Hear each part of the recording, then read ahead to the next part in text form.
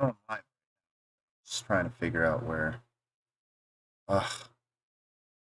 So I ended up doing a demo earlier, trying to figure out if I was live or not, or if my computer could even handle it. Probably not the best idea. Probably should have done that at the beginning, but whatever. Risk taker. Alright, it looks like we're on. This is good. Yeah, sweet. Okay, there's my face. Alright, sweet. You know? Oh, God. Alright, cool. I'm gonna get this on my phone instead. Be a little bit easier to monitor how this whole thing's going out. I can see what's going on.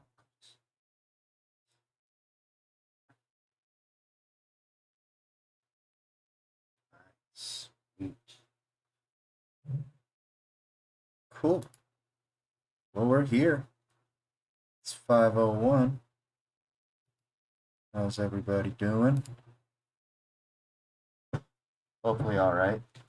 Over here it's hot, so if you hear any like rumbling in the background, that's my that is my AC going off and my fan.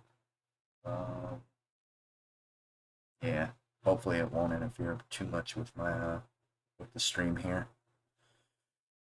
All right. So, oh, damn.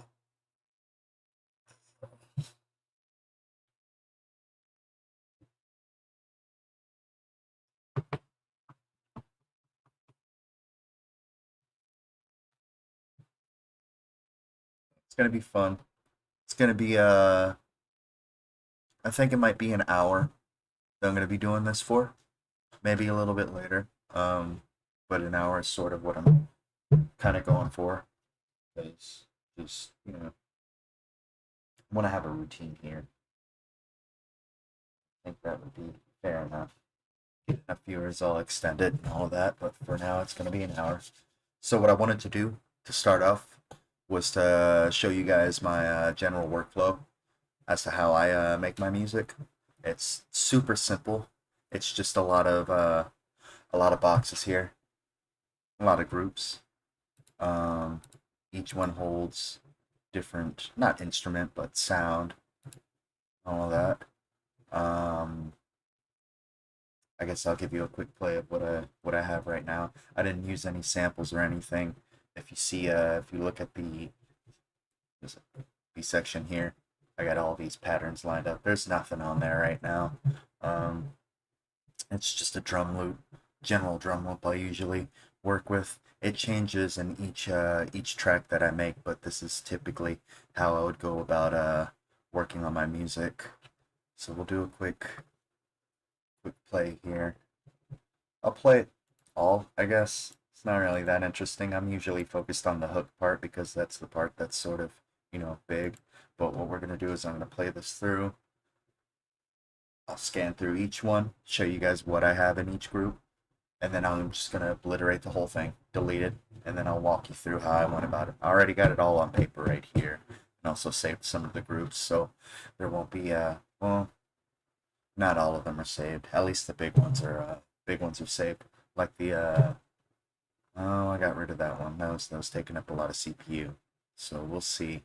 I might have to load that one up, but, yeah. Here we go. So nothing in the intro. Usually I like to have the sample playing. Yo, Charlie's got beats. This is another image production. Tag at the beginning.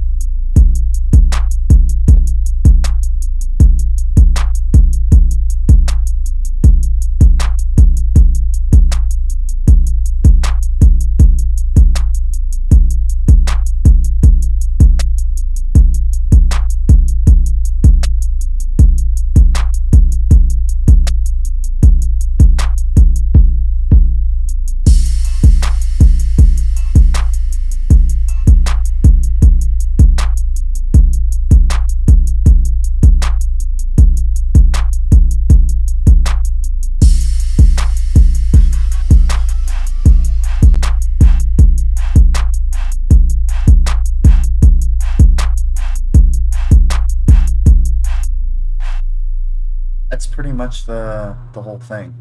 So every time I load up Maschine, I already have that as the template.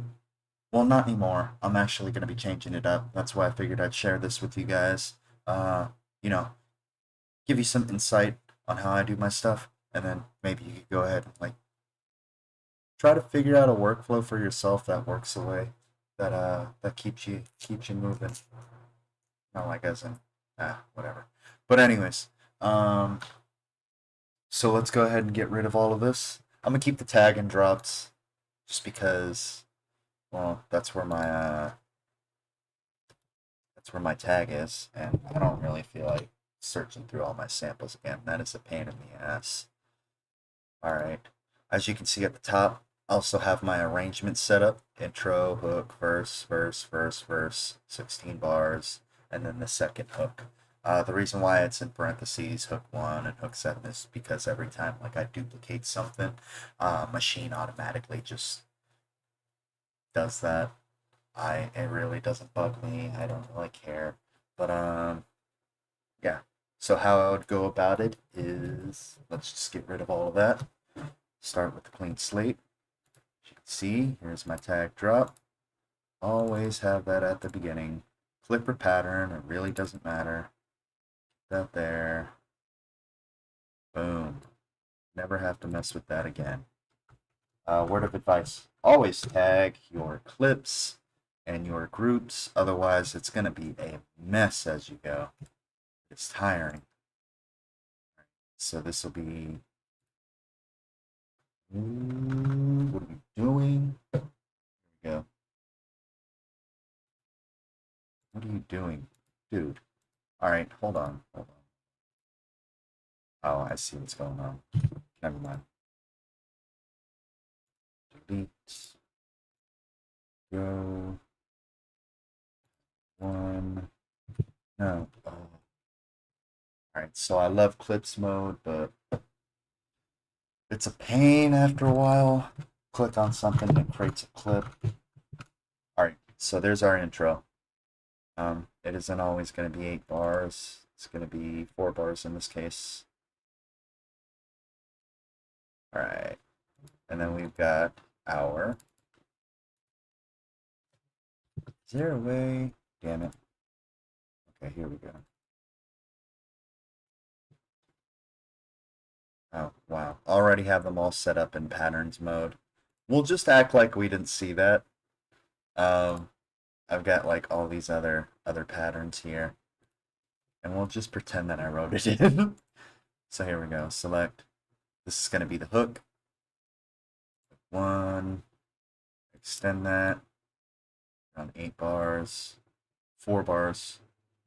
4. No, so that would be 8 bars. So there we go. Delete that. Color it red. I usually like to color my major parts red just because it's eye-catching. And then go over here, get your first verse. That's going to be 4 bars.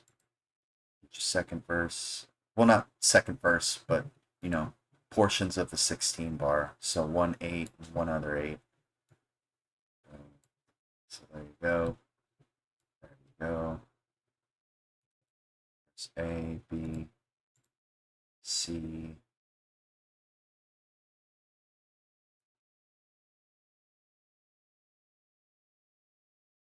Hmm.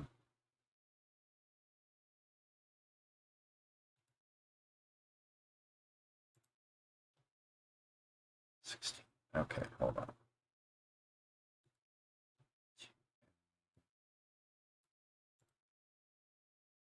2B.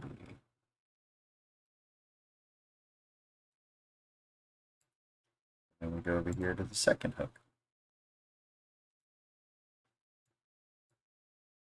Color that red. Extended 8 bars. Alright, there you go. Got our first portion. And we'll just put an outro for now. That's going to change later.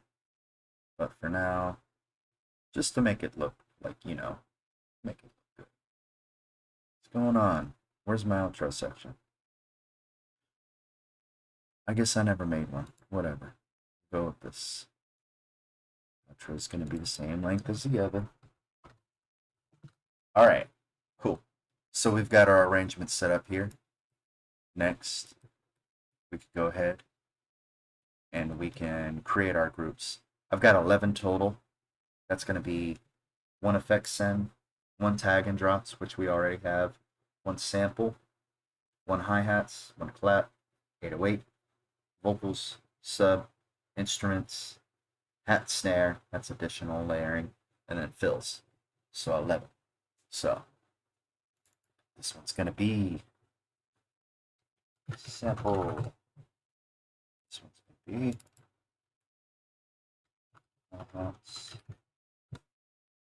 next. Yeah. Oop. Yeah. It's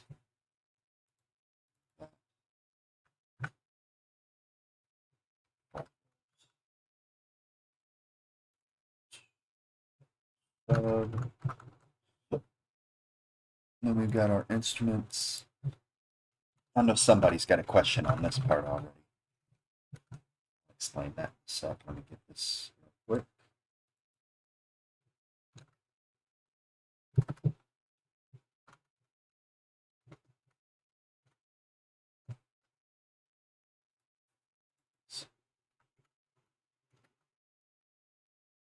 All right. So we've got all our, well, not all of them, but at least the good majority.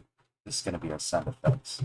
So anything we want to layer, but we don't want to completely change up, we've got that there. I always like to have that at the top because it just feels right. I'm going to color that.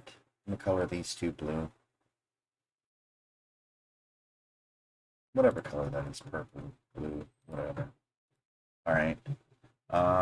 You can color code your stuff any certain way you want. It does not matter. Whatever works for you. All right. So next up, my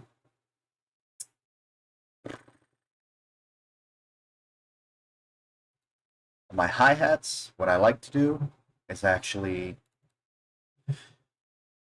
this is going to sound weird, but I'll get my hi-hats and I'll set them up, each pattern to a specific grid, and just have that play straight through, rather than sitting here having to program the hi-hats every time. It's fun, however, sometimes it could be a little, it it's so monotonous, it's so boring. I mean, it's fun, but it's like kind of boring sometimes because it's like you don't, your hi-hats aren't always going to play a vital role. It's just going to sit in the background. Sometimes so. But yeah, it just, I don't know. Anyways, what I like to do is I'll create patterns for each one. So you've got one for your half rate, your fourth rate, quarter note rate, your eighth note rate, your 16th note rate, 30 seconds, 64 and 128. They have different, not swing techniques. What the hell do you call them? They have different rhythmic rates, I guess. One will be normal, the other will be dotted, the other one will be like triplets. I usually create a pattern for those ones too. That typically takes a little bit, but let's see how quick I can do this. So the first one's going to be half. I'm just going to go ahead and grab a quick hi-hat here. Where's my hi-hats? Hi-hats. Drums.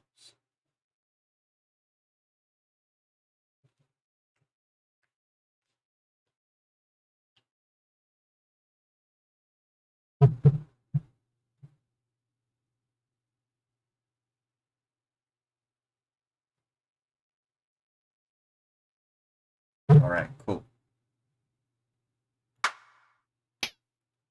Find out which one. It's empty direction.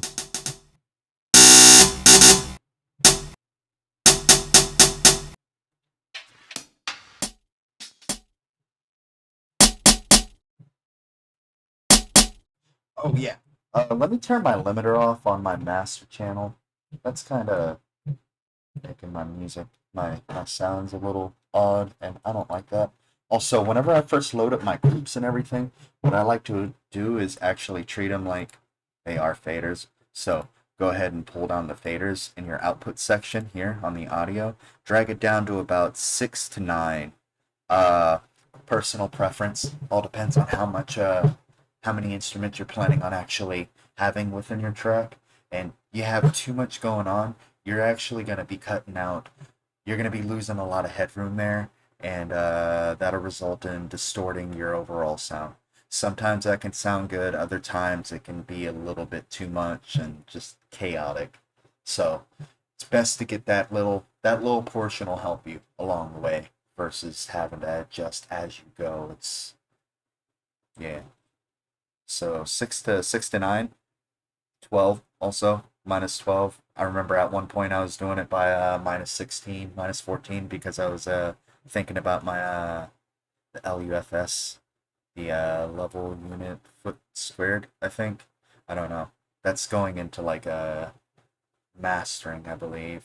-14 LUFS is usually the go-to. I've even heard some people say -9. I think it's all really perspective.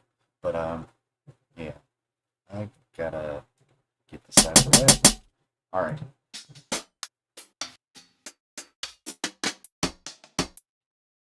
Here we go. Yeah. Okay, cool.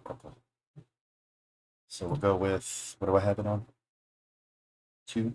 All right.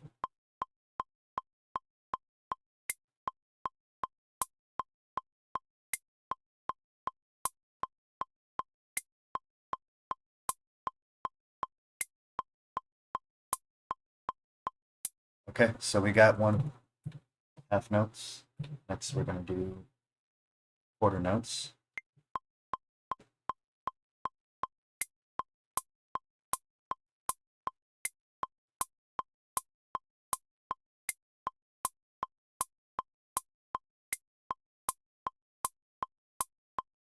Okay, next one we're gonna do 8th notes.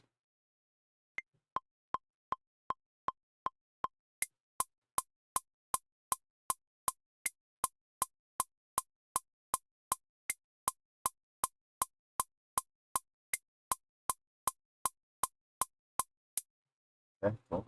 Next is gonna be 16th notes.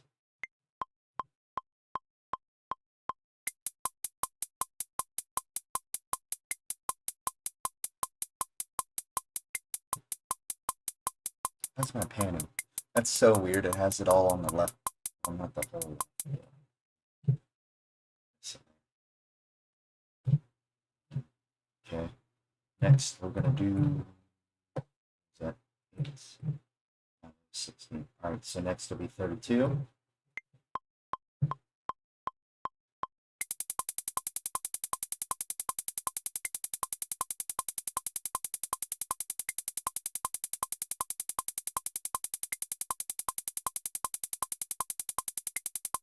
Cool.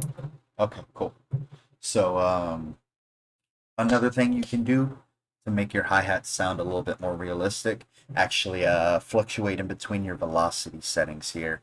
I'm not going to do it just for the sake of time, but basically what you would want to do is have one, it's harder to look at it that way, have like one full velocity, 127 is the highest, go down to like, let's say 110, 110 on that. I'll make it sound, I'm not going to say like a real hi-hat, but you know, it'll have some sort of more movement to it. Oop.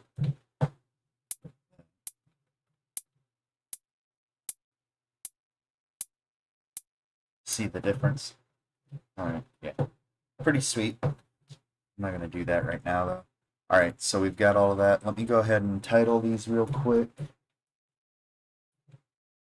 So this one would be 1/4. So 1/8. 16. 32. All right, there you go. We got all our hi-hats set up. Another thing you can do is actually duplicate your hi-hat. Have one to the far left, pan it hard left, and then the other one pan hard right, and then drop drop maybe like a couple semitones on one of them, and you'll make your hi-hats a little bit wider. What I like to do actually is throw Pancake on here. That sounds ridiculous, but Pancake is a VST who is made by Isotope, I think. No, not Isotope. No, Cable Guys, my bad.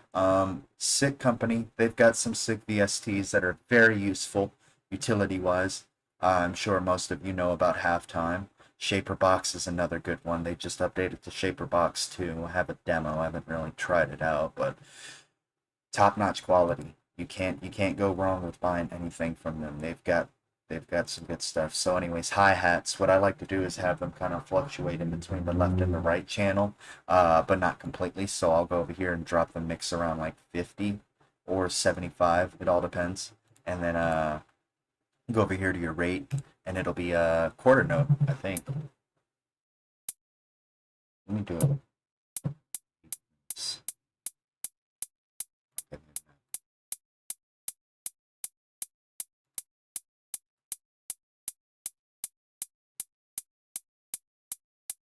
There we go. Yeah, so it's kind of moving. If you have headphones on, you'll hear it move to the left and move to the right. Kind of has a swaying motion to it. Pretty sweet.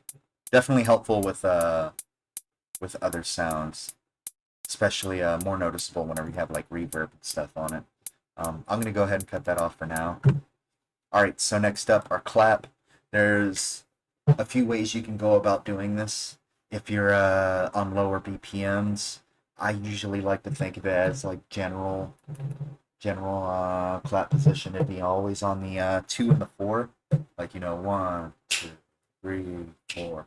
In this case, it's going to be 1.2 and 1.4 out of 1 bar, and then just go ahead and duplicate that. Boom, you've got 2 bars. Let's go ahead and do 4 bars is fine, whatever, it's just a loop. Go into your claps here, not crashes. What are you doing, dude? Claps. Why is that the only one showing up? Don't do this to me right now.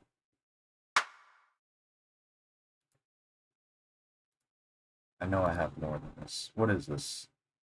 What are you doing? Alright, wait a second. Okay. So here's all my favorite claps that I went through on all of my expansions. Not all of them, though. I haven't had time to go through each one, but a good majority of them. Go to drums. Here we go. Okay, and we'll just find a basic clap. 808 clap is great. I'm not really feeling that right now. I want to find something different. 707 might actually work. I think I've been stuck with the 707. You get all these expansions and you end up finding one sound and just stick with it through the whole time. I love how that happens. Get so excited about an expansion and just nope. Alright. Why does that sound so quiet? Oh. There we go. Alright, remember that thing that I said about turning them down? I accidentally messed with mine. Here we go. We'll go back. -9. I want to be below that line here, so we'll do -12. Alright, cool. I hope that isn't too quiet for the stream. Might be. No, it can't be. Alright, here we go. So I've got that set up. So that's going to be on the 2 and the 4. Just going to aim it clap A. And clap 2, 4. And then there's another way you can go about it. Trap music generally puts it on the 3. I think. I call it the 3.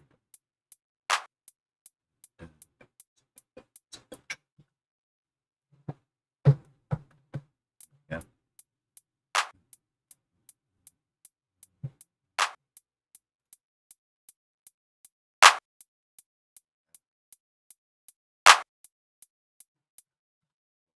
So I've got that. So there's 2 ways you can go about it. I'm just gonna 3, and then there's feel like there's another one.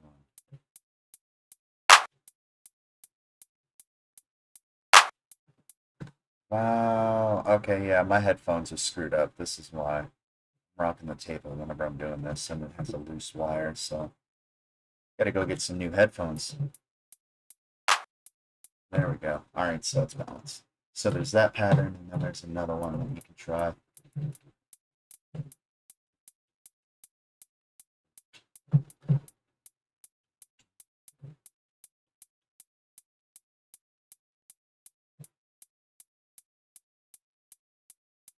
Maybe I'm imagining that. I remember having to put it on the. It might have been because I set the rate differently. All right, whatever. We've got the basics out of the way. Here we go. There we go. All right, so 808. You don't really have to set up any pattern for that. Maybe put one on the one. One on the one. Put a kick on the one. It's my kicks. How we doing? 35 minutes. This ain't good.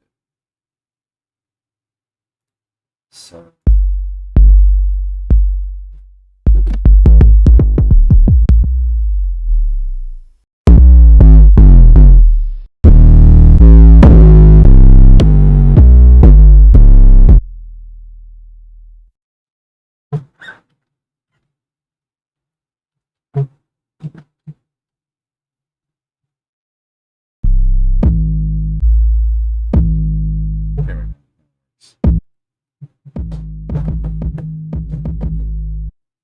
With your 808s, it's always good to put your polyphony down to 1 or legato, whatever you want to call it.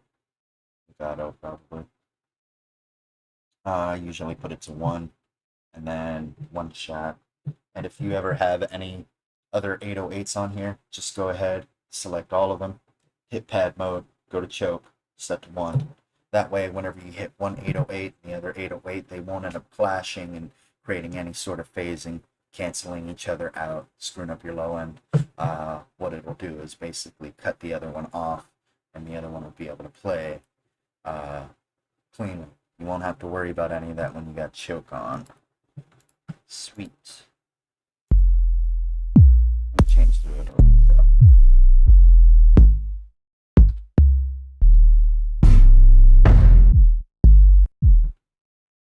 That works, whatever. Alright, then we got our vocals. This is optional. I just like having vocals. That works. Go with the old like dirty south sound. Sub, there's usually 2 different VSTs I'll go through. It'll either be Serum. This is gonna sound ridiculous, but best way you can go about it is just getting a sine wave. Get a sine wave, put a filter on it, distort it maybe, put another filter on it because now you've got extra harmonics. Yeah, just a sine wave. Bass is supposed to be from the bottom then. You can hear it. You can choose to,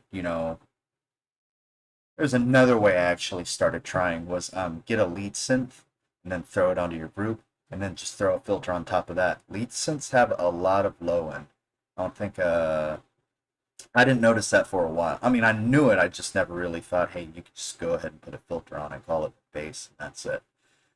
The longest time, I've just been with sub bass, and that's it.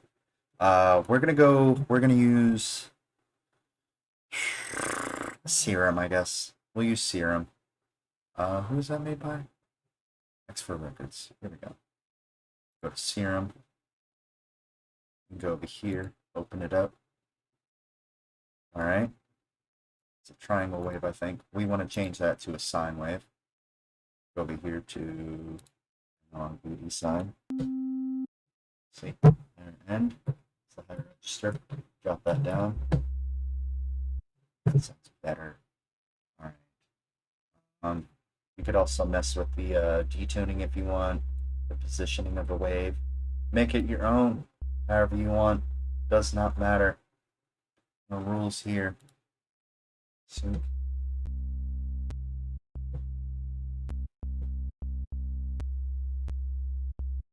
Just turn that off. All right, so there we go. We've got that set up. Throw a distortion on there, like I said, if you want to. You don't have to. I'm going to. I'm gonna throw a Camel Crusher. I know some of y'all are gonna laugh at that, but dude, it's free. It's free and super user friendly. You don't have to put much work into it or anything. See, it already sticks out. Instruments, I usually like to get a few of them on there.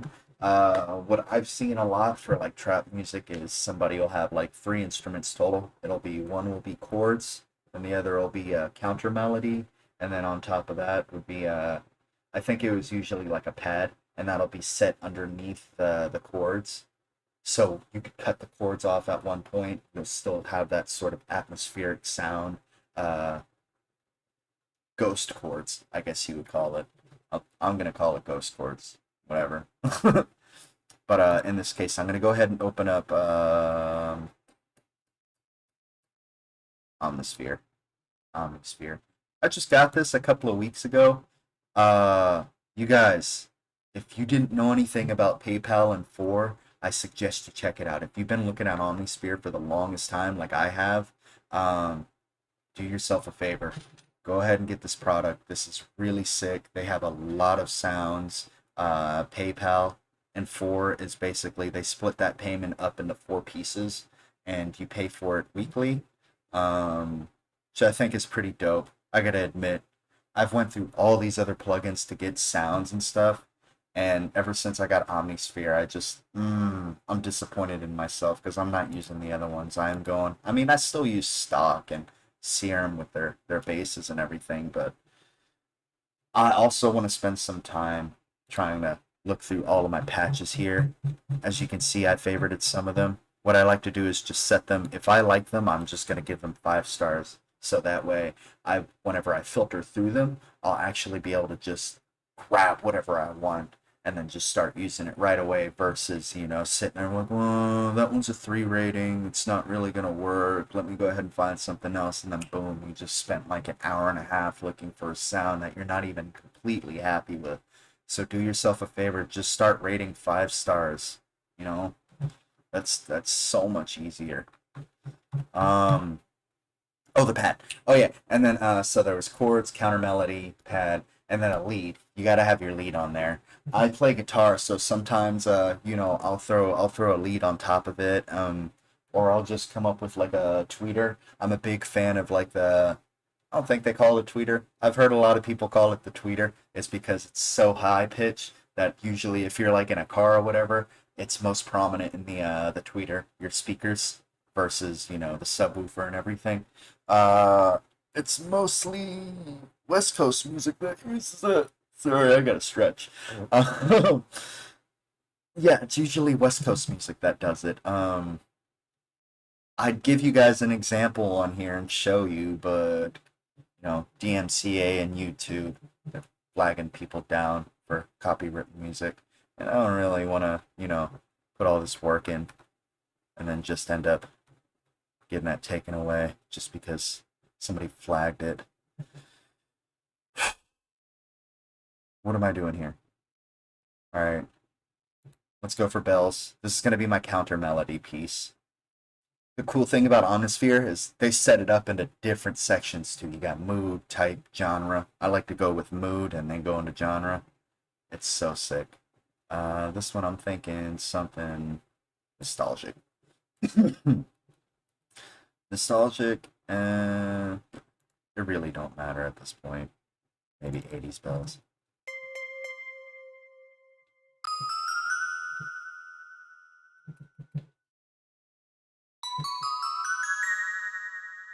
Major chord. Sweet. Alright, cool. So we've got that's going to be our counter melody. And then let's do something basic. Let's just go over here. Get our chords from a piano.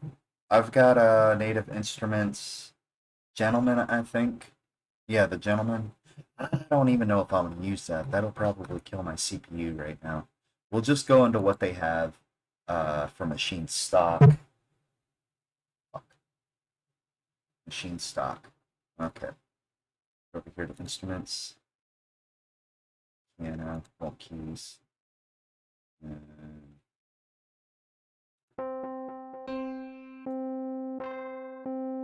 blue vinyl's great. We'll get our chords here. Okay.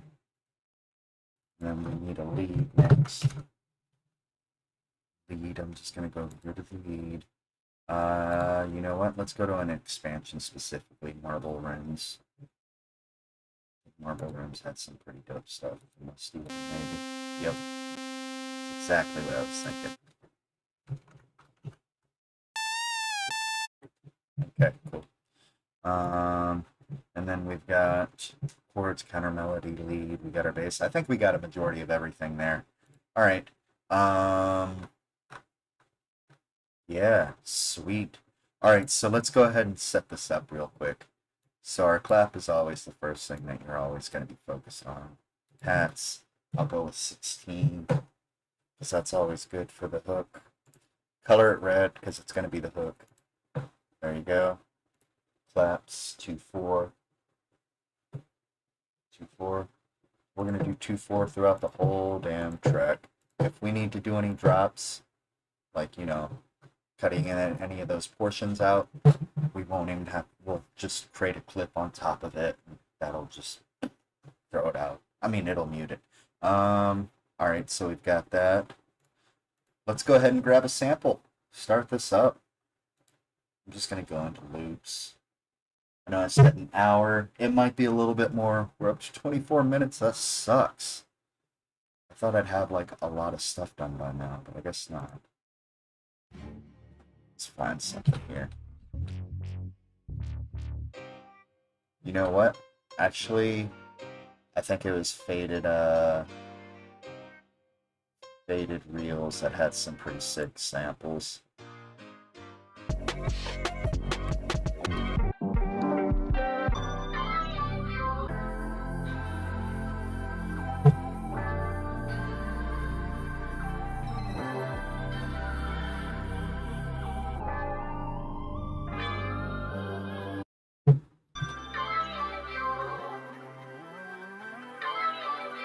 There we go.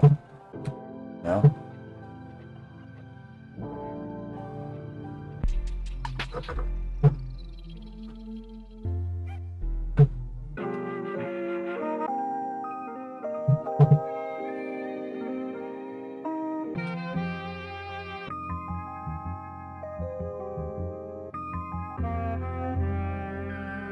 We still need a kick.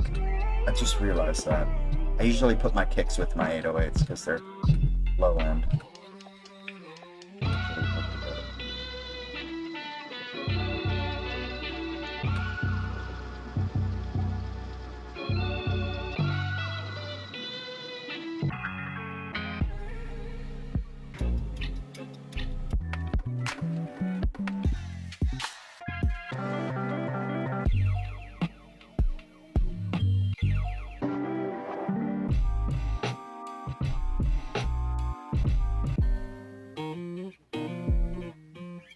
And you know what?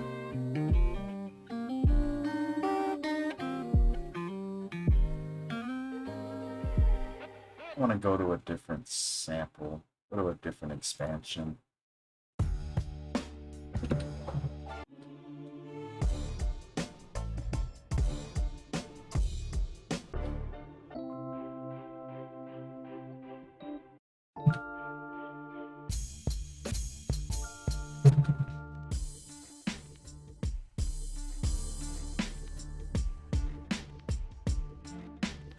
This is annoying.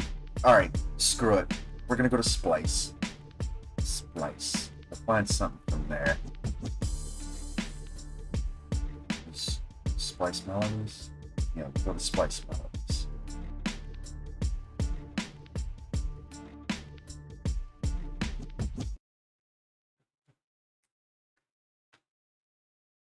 This might take a minute to load. So Splice, if you're a user What they do is they how they categorize their samples and everything on your drive is they just have a splice folder, and then they end up throwing all the folders that you downloaded, you know, different vendors and everything. They'll have like their own folder in the splice thing. I got tired of searching through that so much. So what I ended up doing was just go through each individual one and drag and drop. If it's a melody, I'm throwing it in my splice melody folder. If it's a hat, I'm throwing it in the splice hat folder. Strings, throwing it there. I hated having to dig through all those things. That was so annoying. Sick, sick, sick. I don't know why I was gonna say sick channel. Sick site though. Definitely helpful with, you know, finding some dope shit.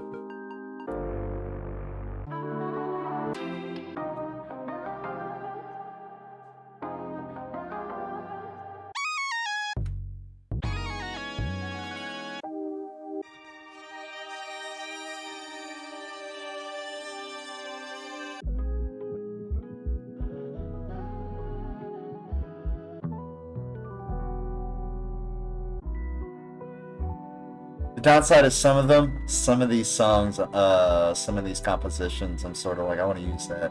I forget I already used them.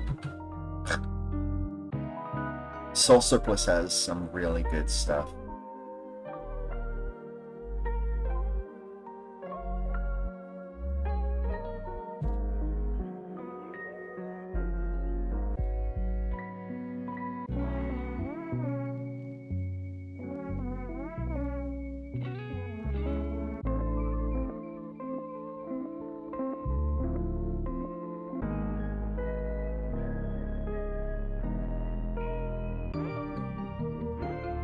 You know what? Thinking about it, screw the hour idea. We're gonna go into overtime on this.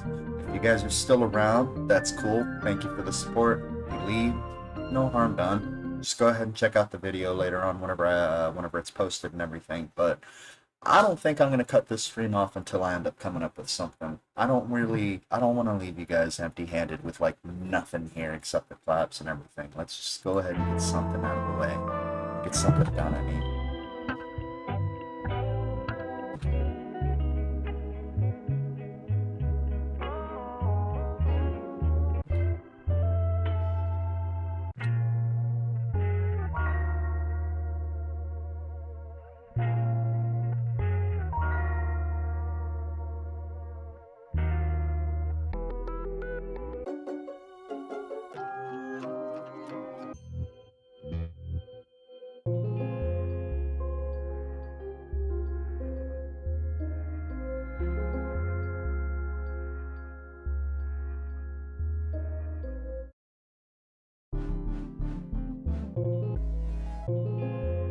Kind of like that. Alright, so whenever I get a sample on here, what I like to do is actually start it off as an audio sample. That way it'll just seamlessly loop versus, you know, having to chop it up and everything. We're gonna chop it up in a second. I just usually like to do this to find out where I'm gonna place my kicks at, which brings me to my next part. We've got a kick here. I don't think I grabbed an 808. Yeah, I don't think I grabbed an 808. We're just going to find ourselves a kick here. Not from the loop section, from one shots. Oh, damn. Alright. That out of here. Oh. Here we go. We'll find a kick.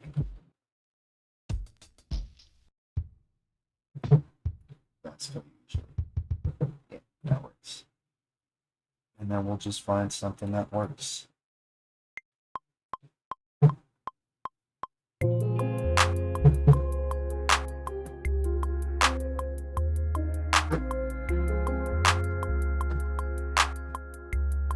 Hold on, my headphones are messing up here.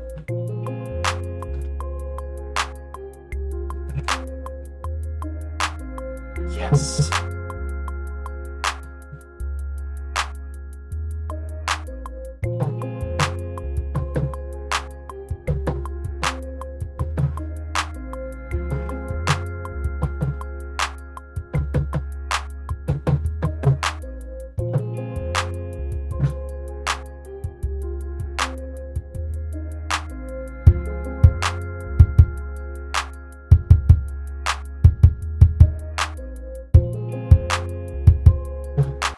Okay, you've heard of tuning your drums, right? Let's go ahead and do that.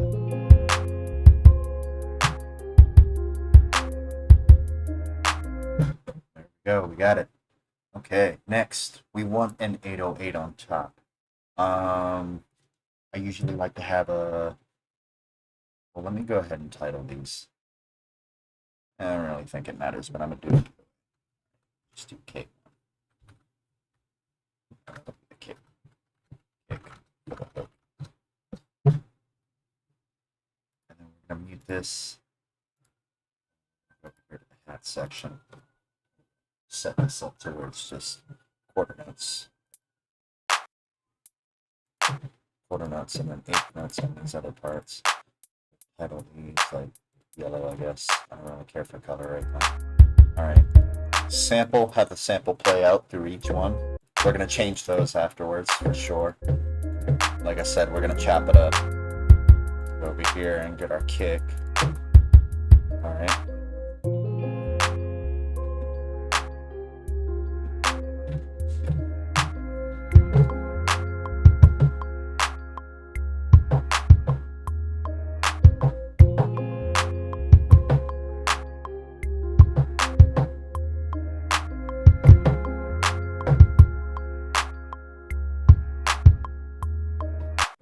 Okay, so then that's going to be a reverse kick. Actually now thinking about it,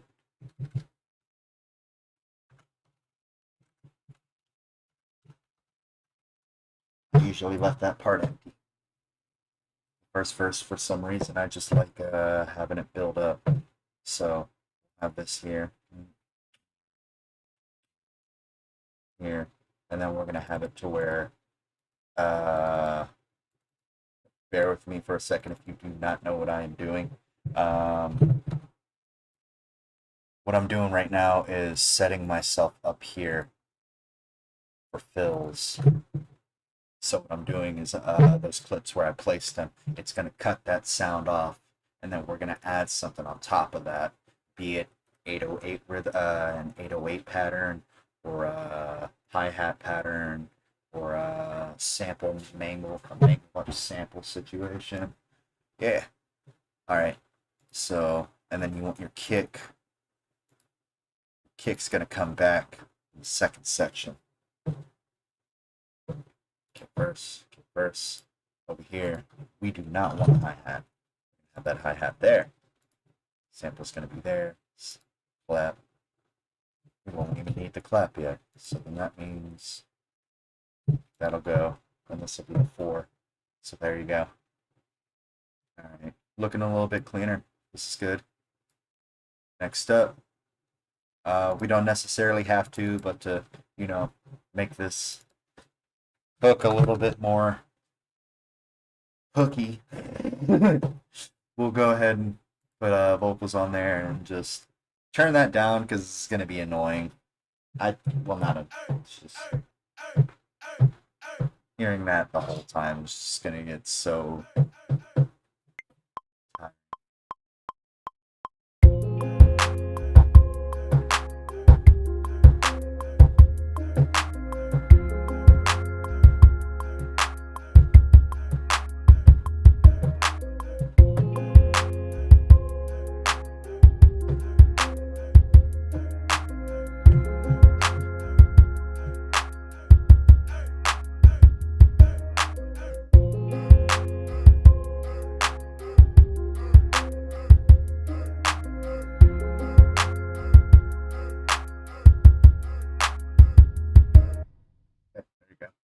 All right, next up, my samples. How did I forget this? All right, so on my sample group, what I usually like to do is put an EQ on top of that, and then, no, you don't. You do not put an EQ. You put a high pass filter on there.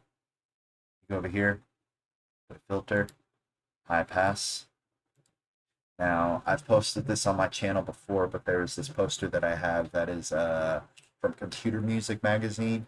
They have a Spectrum frequency spectrum mix chart. It lets you know exactly where what section is what frequency range, like the 50 hertz range is sub bass, 50 to 150 hertz is the bass, 150 to 400 is lower mid, 400 to 800 mid, so on and so forth. I'll go ahead and post that on my page again, let you guys know exactly what I'm talking about. But at one point, whenever I was separating my my bands from one sample, I would go ahead and I would send that one sample out to, I think it's 8 total. 1, 2, 3, 4, 5, 6, 7. Yeah, 8 total frequency ranges.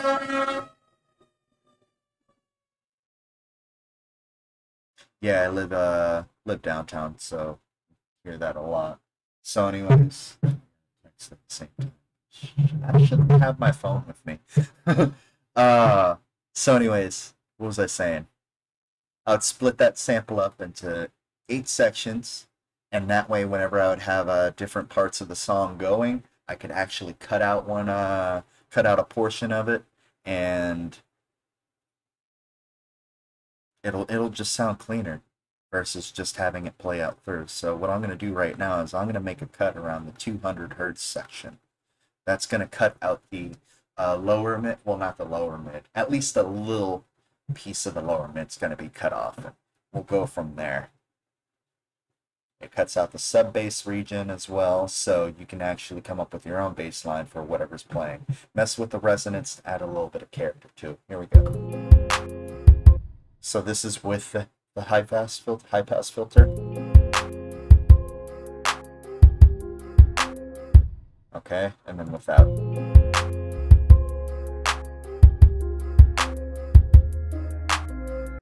Notice the difference? The low end's a little bit more prominent in the second part.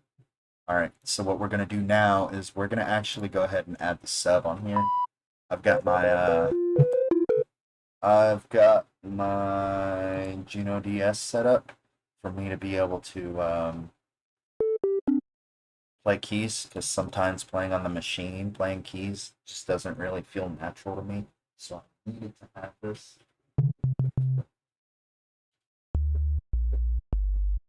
The easiest way easiest way to come up with a bass line for your track, find out the root note.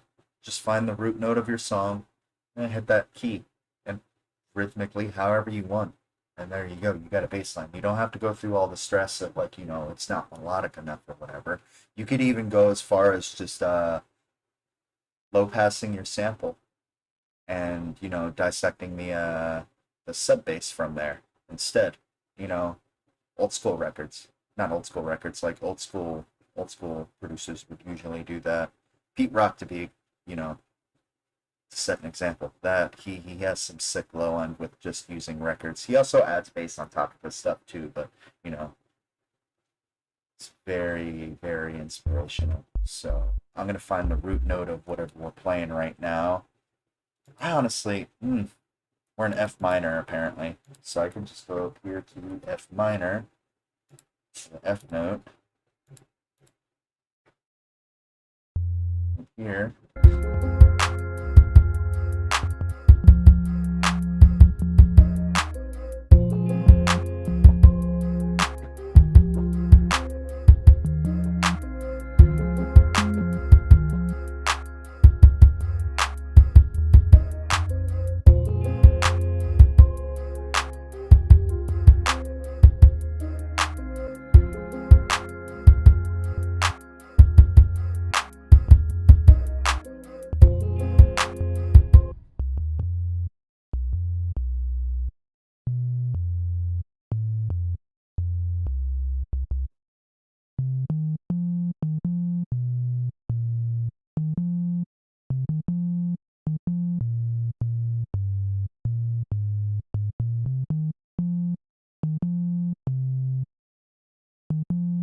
So what I'll usually do for my sub bass to know what I'm playing, rather than trying to do the whole guessing game whenever I'm hitting low notes onto the track, I usually play them in the higher register and then I drop them afterwards. I'll show you that in a second here.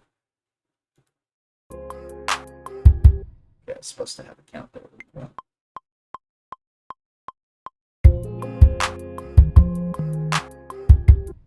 Oop.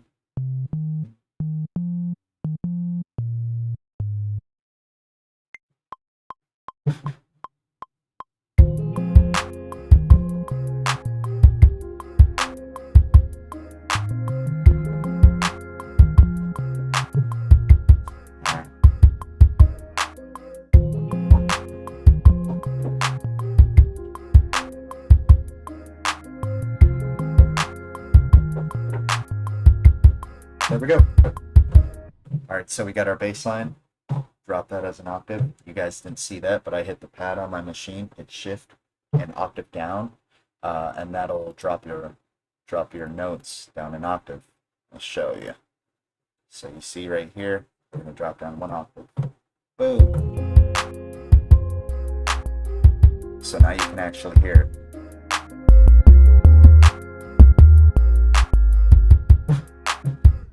So I kind of got a little bit of a clicking going on there every time I hit a note. Best thing you could do there. I'm gonna be cheap about it, and I'm just gonna throw a shaper box on there and see if this will work. Let's do. I could actually just throw a filter on there if I wanted to. Let me see what it's like putting the volume on there. Come up with some modulation for the volume. It'll be quick. It isn't going to be anything crazy. Nah, screw it. I'll go ahead and throw a filter on there. I was supposed to do that earlier. Why don't you guys tell me?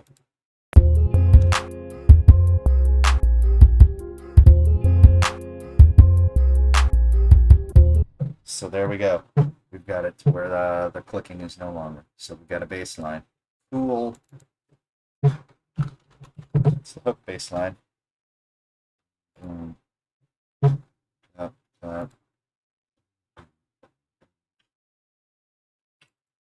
And then we're going to do a verse bass, which is basically just going to be like an emphasized version of the notes that I just did. So in this case, that's all I'm going to do.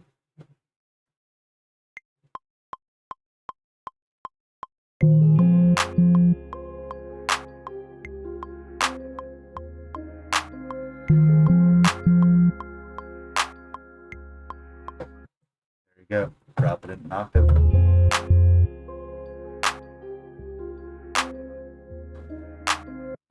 Alright, so we've got that portion. And we're going to do another one of those, except this one's going to be like version 2 of the verse. See how I'm slowly building up to that hook portion?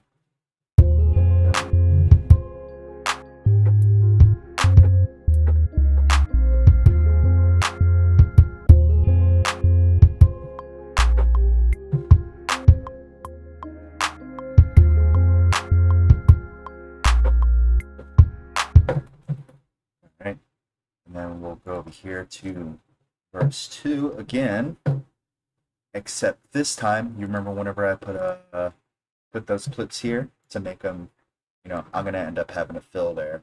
I still got to do that. We're going to go ahead and cut that portion out. Everything's going to cut off there, and I'm going to have a bass line fill going into the hook portion of the bass again. Might be a little weird. So we'll see. Might take a little bit of experimenting, but yeah.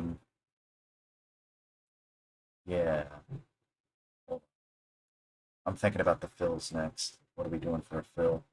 And we're still actually going to chop up our sample too. I'm just still playing that or playing around with that.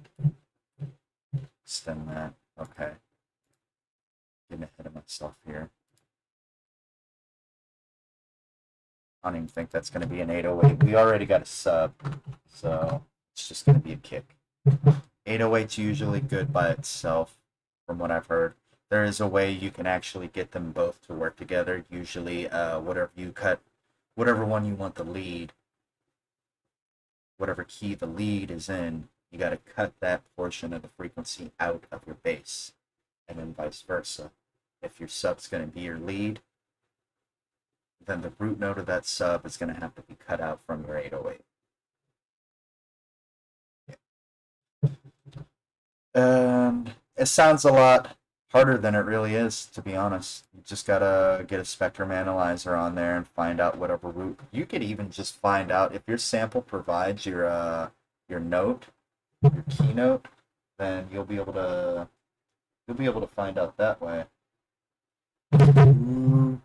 See, if I was ending right now, we'd have a minute, but like I said, I'm not leaving until we get this done. So, if If you guys want to go, that's fine. If you want to stay, thank you for staying. By the way, thank you to all of my viewers for tuning in. This is really, pretty sweet being able to do this finally. It's been so long. I've had this planned for the longest time. I just never followed through because my computer, and then also, having to learn how to use the program and everything. It sounds awesome, but up until you get to it, it gets a little, what's the word? Can't think of the word. Not threatening. Intimidating. It's a little intimidating, but it's actually easier than I thought it was, so pretty freaking happy about that. We are going to come up with a sub-bass part. A fill.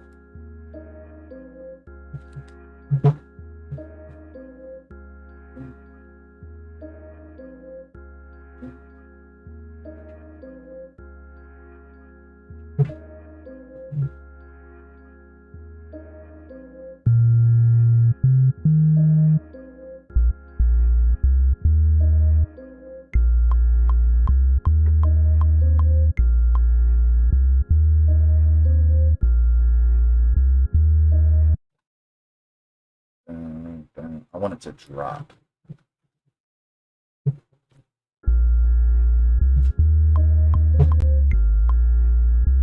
Oops.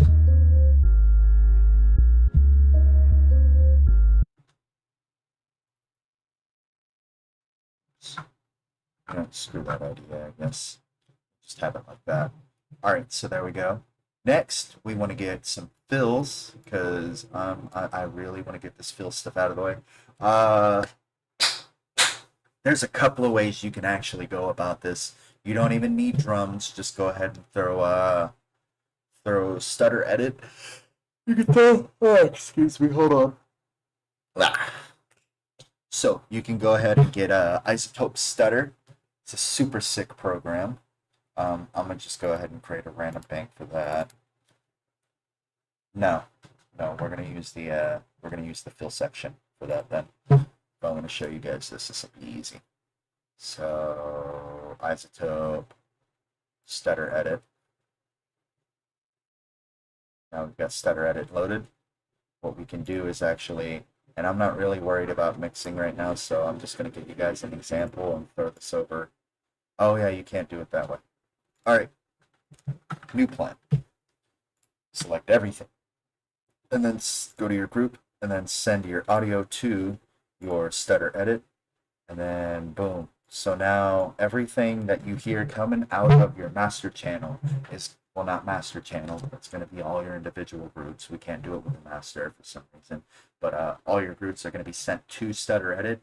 Stutter edit's going to hear this, whatever I hit on the key, it's going to end up mangling up the sound. And we're only going to do this for the fills. You can go as crazy as you want with this program. I'm just doing this for demo purposes. No, I'm not. I'm doing this to make a beat, but yeah.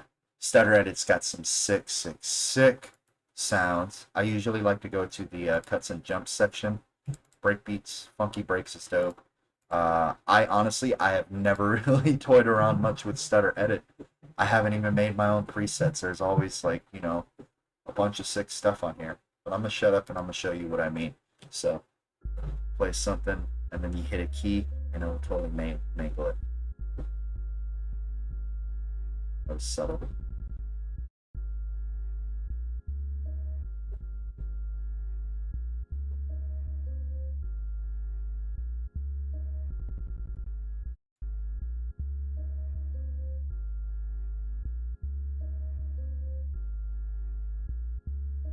Didn't realize you guys could not see my key here. Let me go ahead and switch the keys over here.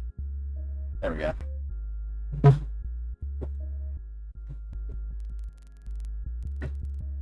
Let's go to a louder section. Oh, that's not even that loud. Alright, maybe do it over here.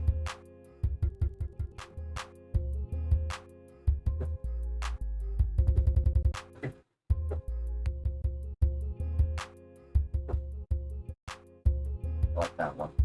Alright, we'll go ahead and do it that way. I think I'm going to add tom fills on those portions, on those sections.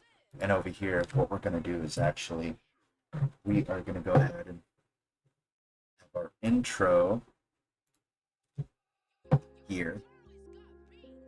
And then I'm going to go ahead and shorten it to 4 bars. All right.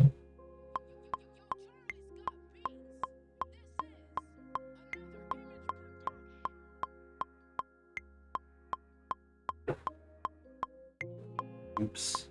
I'm not even on isotope. Oh, shut up. Alright, right here. There we go. It was very subtle. You could barely hear it because of the channel. But let me go ahead and turn up everything. Play that again without the metronome.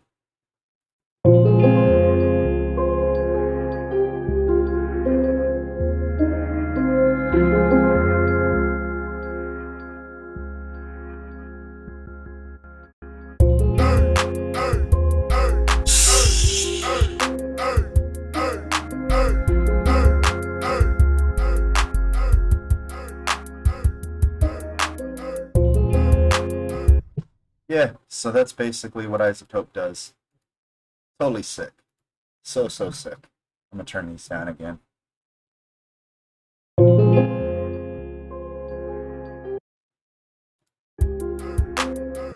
There we go. Alright, I really don't like the vocals being that way. Like them sitting back. Oh. There we go. Okay, cool. So we've got this one part here, stutter edit, stutter. And over here, we're gonna go ahead and grab some toms. We might just need one tom. You could do a lot with one sound. It's crazy. Just use Infamous. It's here.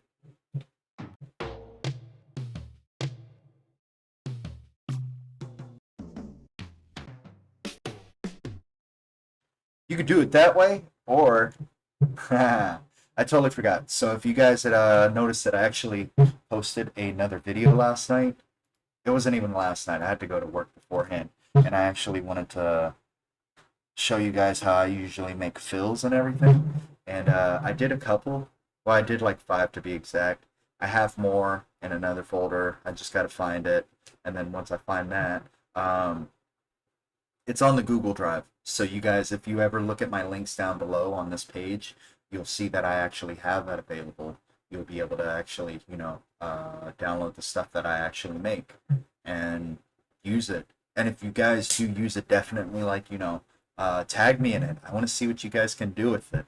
That'd be sick. But anyways, I ended up coming up with some fills last night. I keep saying last night, technically. And I gotta say, they're pretty sweet. I've got them sitting here on my desktop. We could go ahead. There's on my other loops, my Dropbox. That's another place where I keep my stuff. But yeah, over here we've got some fills we could go ahead and throw in here instead of spending time trying to find stuff. This is awkward. Okay, there we go. Drop these in here. Boom, we got some fills. I'm just going to turn them into audio too, so it'll be easier. I probably should have loaded them one by one. I hope this does not crash Maschine. I'm going to be so pissed. Oh no, please, please, just put them in there. Don't screw me over. We've gotten this far. Oh man.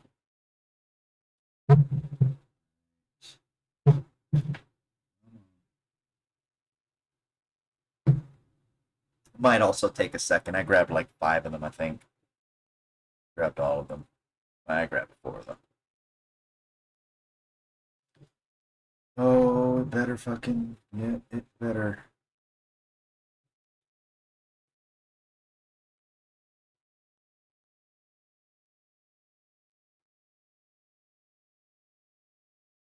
Making me anxious.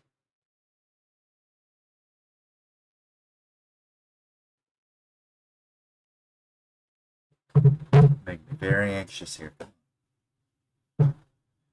So, anyways, what I'm planning on doing is I'm gonna have these fills here, and we could choose whatever one we want to use for the current project we're working on, and just have them set up to where they play at specific points of the track. Um, if you go and check that video out, you'll see exactly how I came up with my fills. I'm I usually like to set certain days for my sound design days, and there used to be a I used to follow a routine with that. That just kind of work got involved, so it was sort of like, great, now I gotta reschedule how I actually do all this. So that fell apart. I'm hoping this channel sort of disciplined me into back into doing that. Like I said last time, I ended up coming up with a list of all of these ideas I had for my channel. Um, and that'll, I'll be able to provide bunch of a bunch of useful stuff. Dude, this is taking so long. Holy hell. Ugh.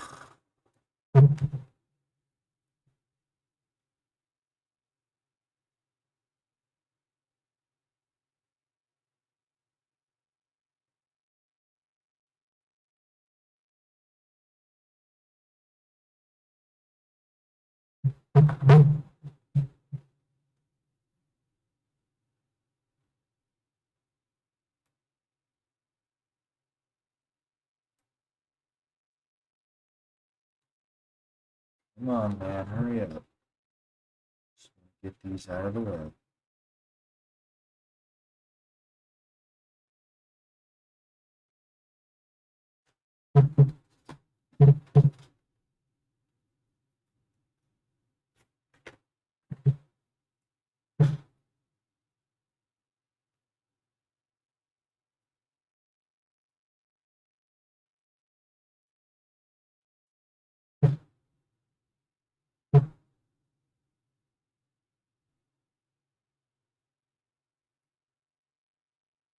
It'll load. I'm confident. It's just taking too long. For 5 samples? Really? 5 samples. Come on.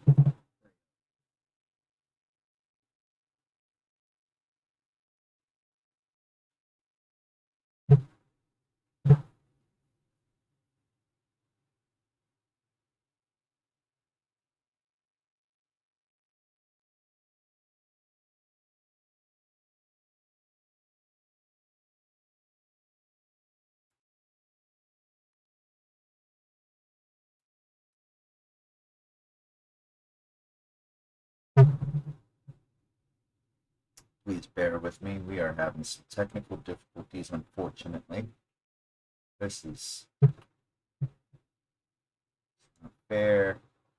It's not fair, man.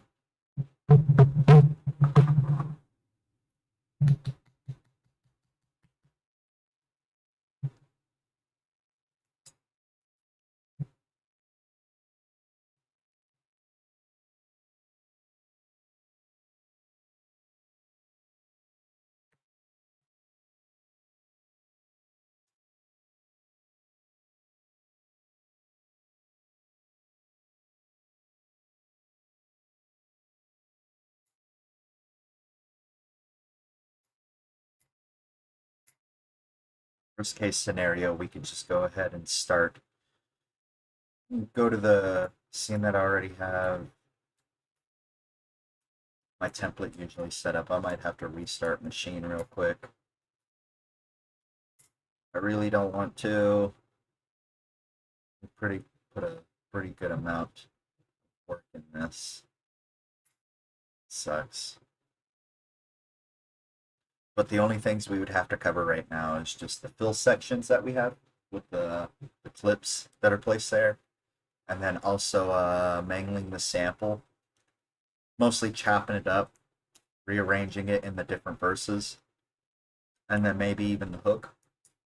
Yeah. Yes. Awesome. All right, it came through. Sweet. Dude, I was losing it there for a minute. That sucked. Alright, we've got our fills. Sweet. Go ahead and set this up as gate. And then just go ahead and fill in the slot right here. Let the sample play through on the portion that we need. Boom. Make the other patterns as well. So let's say this is going to be the same. It's going to be gate. We want that one section. Unfortunately, we can't put that there because it's oddly timed fill, I guess. That sucks. They're all 92. Loop it, gate it, set it up. I think I might use this one, the fourth one. 5.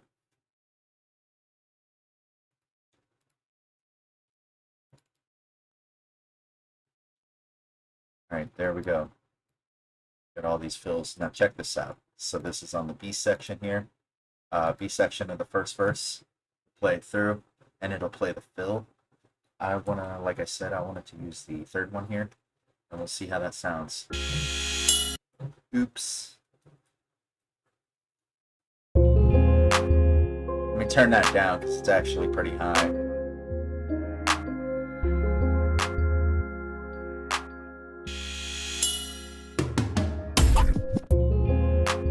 Haha, that's cool. That actually sounds more like a... That would fit more over here, actually. In the verse 2B, going into the hook. So let's see.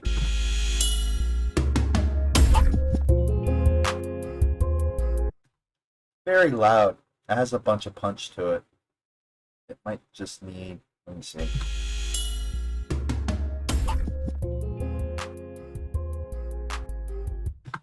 This sounds so lame. Ooh, you know what? Let me drop the tuning of the hi-hat.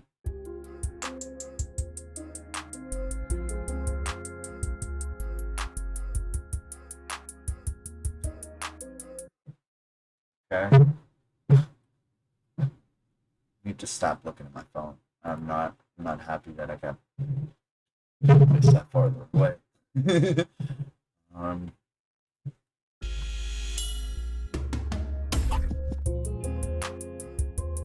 Oh yeah, we still need to add we still need to add instruments to the hook too. So get to that. Let's see how these fills sound. Maybe that fill just doesn't really fit that well there. Let's see if we can find another fill that actually, you know, is a little bit more complimentary.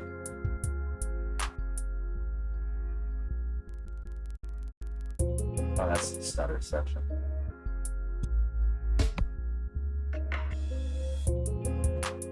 That actually works. That's a little bit better.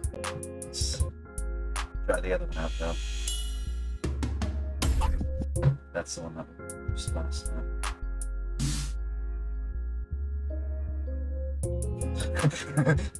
Yeah, that was a great fill. Hold on.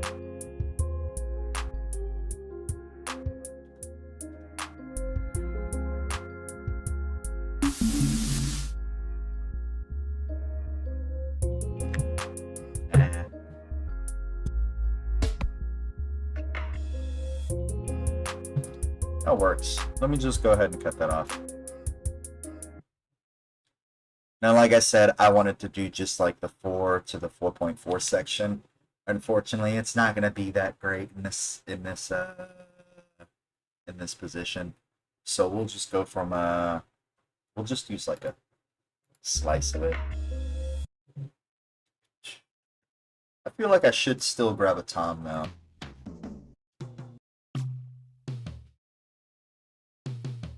That works. We'll grab this, and then we're gonna stretch it to half a bar, and then we'll cue it up after that. That's because I feel like it's still kind of lacking a little bit of definition of character. That's what it was.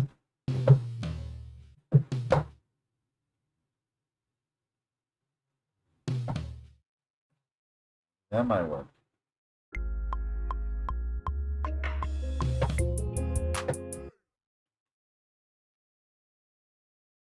Something ain't right about it. Let's go ahead and chop it with those two sections. And we're going to go into detect mode. Detect mode. Detect mode. So that way we'll have those two chops there. What are you doing? Go all the way down to C1. Make sure your key stuff is empty. Go over here to this one.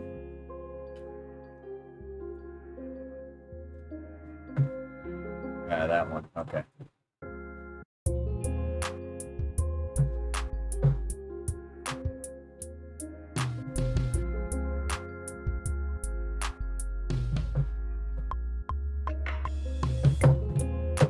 Go. We got our film. It's a cheap fill, but it's doing its job. Leave it alone.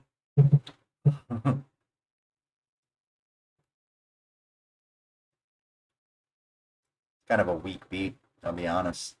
I'm not too happy about it. It's probably because we need a snare. No. What are you doing? Over here. Rename this snare. And what we're going to do in this case, we're not going to have it show up anywhere else other than the hook. Over here. And we'll stick with a basic snare. We don't need anything crazy. That might work.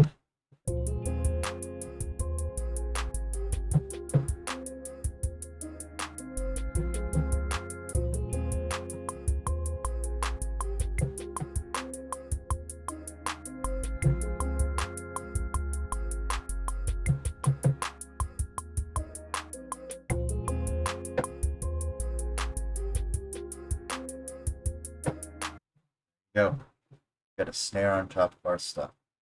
And it was as simple as just duplicating it. So that ends up being 12 groups. All right. So next, we'll see what we can fit in this section here for the fills.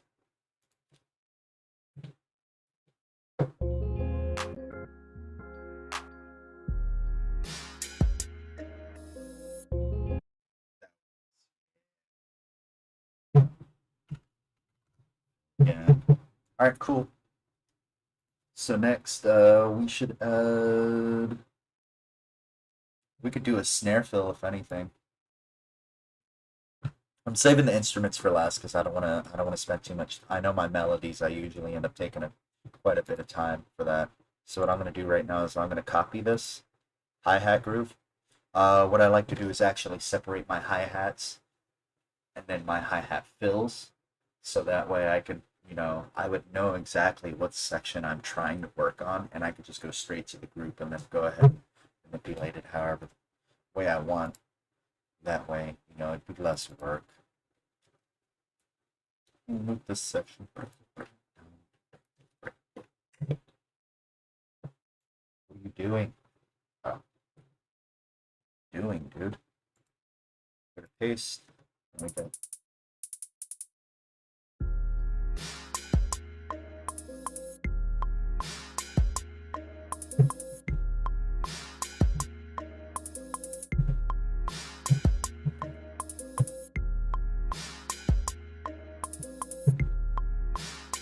On. There we go. Okay. So I noticed that was the hi-hat. I actually want to do the snare too. And like I said, with the hat and snare fills, I'll put those two together because they're in the fill section, so,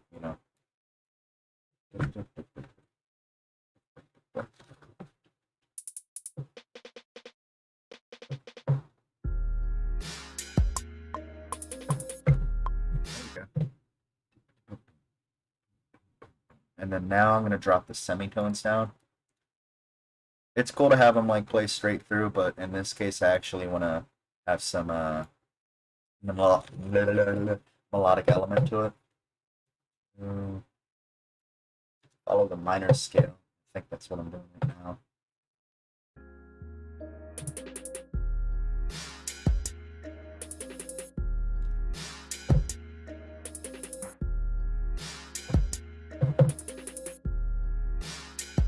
That works. All right, so there we go. We got another fill here.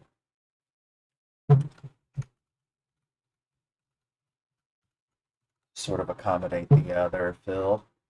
I am having a hard time talking today. There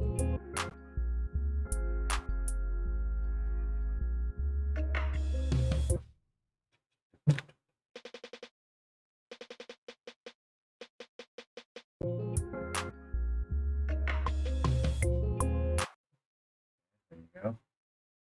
Turn that up.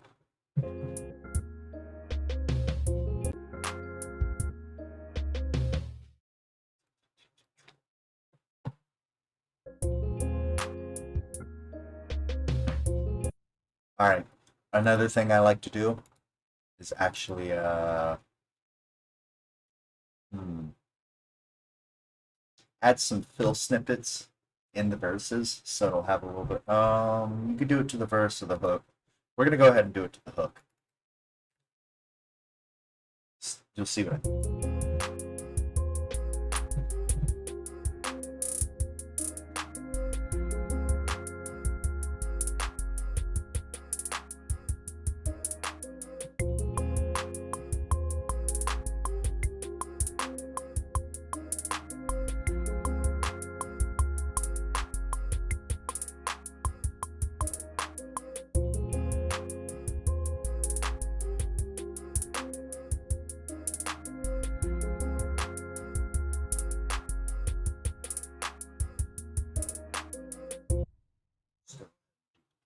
Two bars there.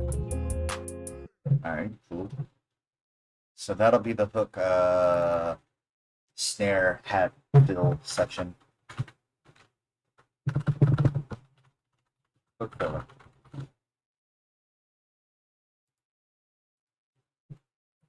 Okay. Hook filler. There you go.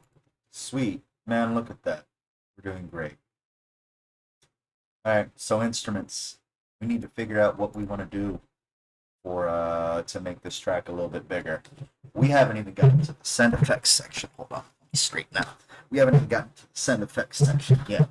That's whenever we grab everything that we have, our instruments, our sounds, send them to a bus, and it'll sort of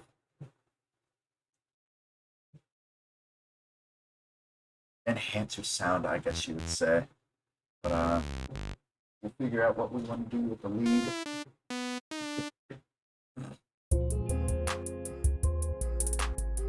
Oh, please excuse me. I am not like really trained on keys, so you're gonna see me struggle for a bit. But if I come up with a melody for it, then cool.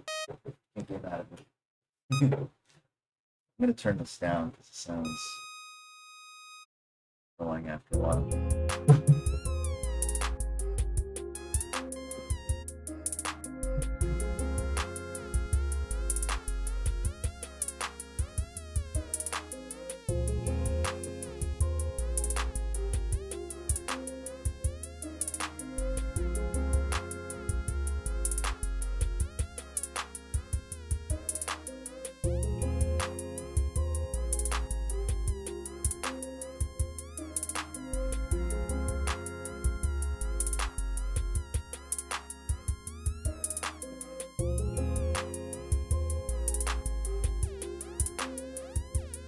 I don't know what to do. Let's go ahead and chop up the sample, actually. We'll go ahead and do that instead.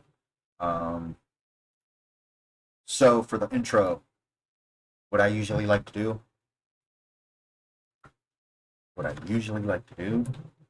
duplicate this. Notice how that just changed that one. Get rid of that. Duplicate it. Play it. We're going to go ahead. Over here to sound. We're going to add isotope vinyl. Boom. And that's going to actually cut out the low end, add a little bit, little record crackling to it, and warp the sound a little bit. See what I mean here in a second. Let's see. Go to the first one. Okay, still has some low. There we go.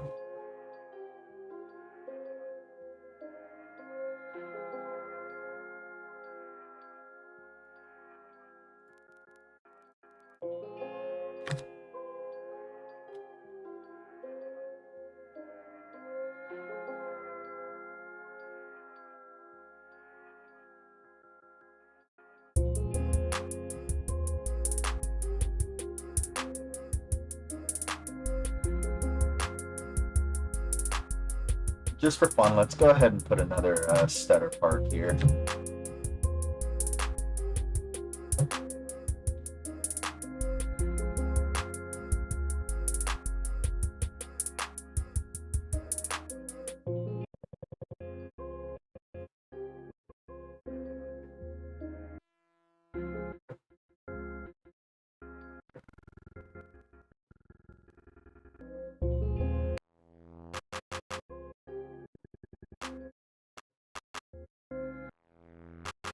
Like that one, actually.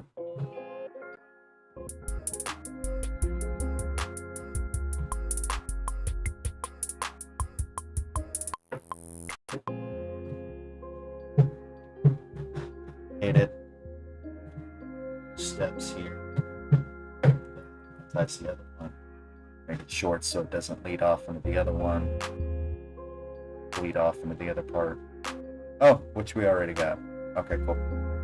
Sweet. Perfect. I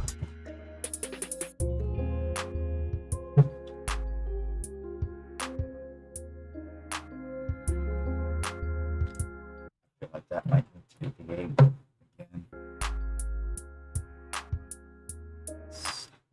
We need an open hi-hat.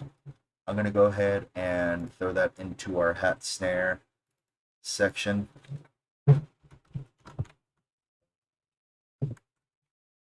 Oh, hat. Here we go. Open hi-hat.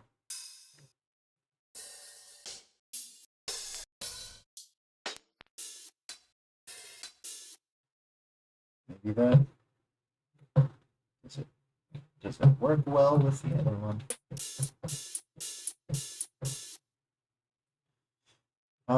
Another thing to make your drums, your hi-hats at least, sound a little bit more realistic on a choke group.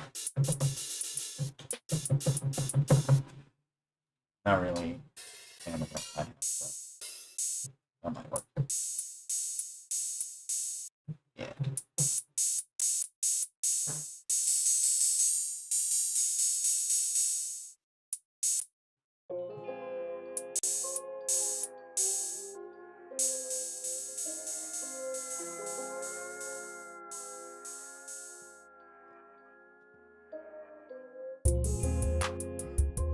What's that about?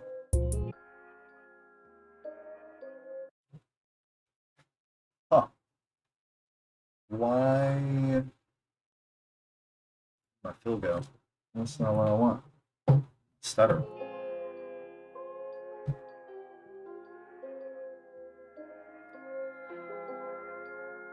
Another thing, your tag and drops. Should have covered this some time ago, but I usually will put the crash at the beginning of each hook and also on the second portion of the verses, first and second. Only part A though, not the second part. Second part I usually end up reversing. Boom, boom. There you go. So now it actually cleanly transitions in between. What does 808 sound like? Crash. That's fine. There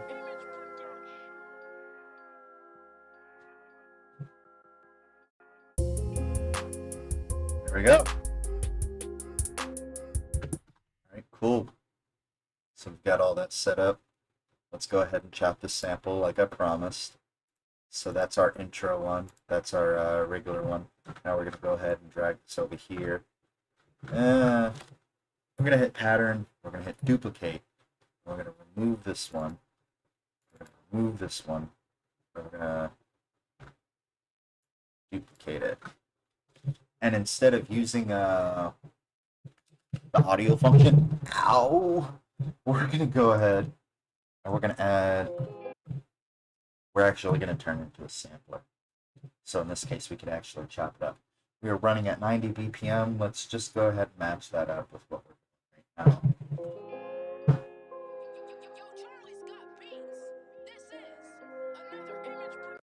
Slow it down.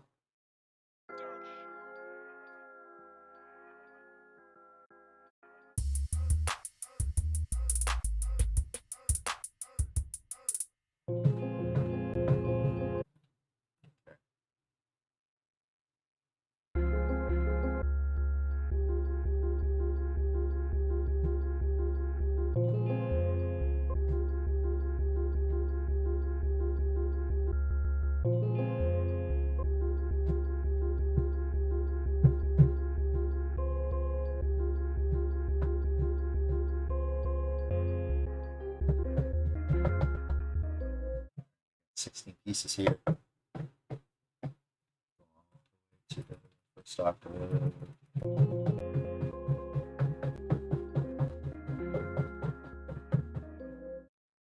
Make sure your velocity is all the way up. It's just quiet, I guess. And go ahead and set this back to the regular pattern. I'm gonna go here to the new pattern, duplicate it, create something new.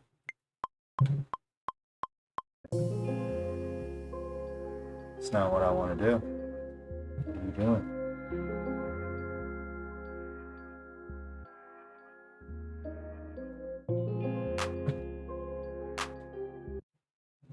What are you doing? What are you doing? Why are you still here? You shouldn't be here. Yo, no, go away. There we go.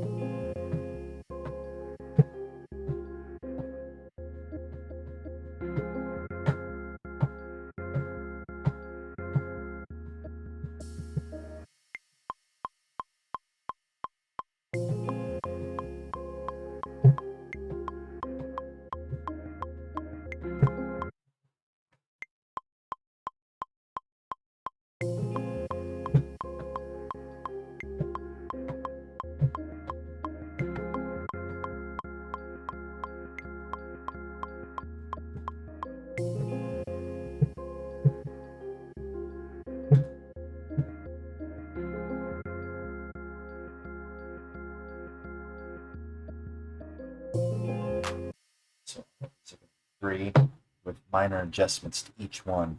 I'm going to color them differently so we'll know which ones these are. You're going to get screwed all around here. Change the color on this one too as well. All right.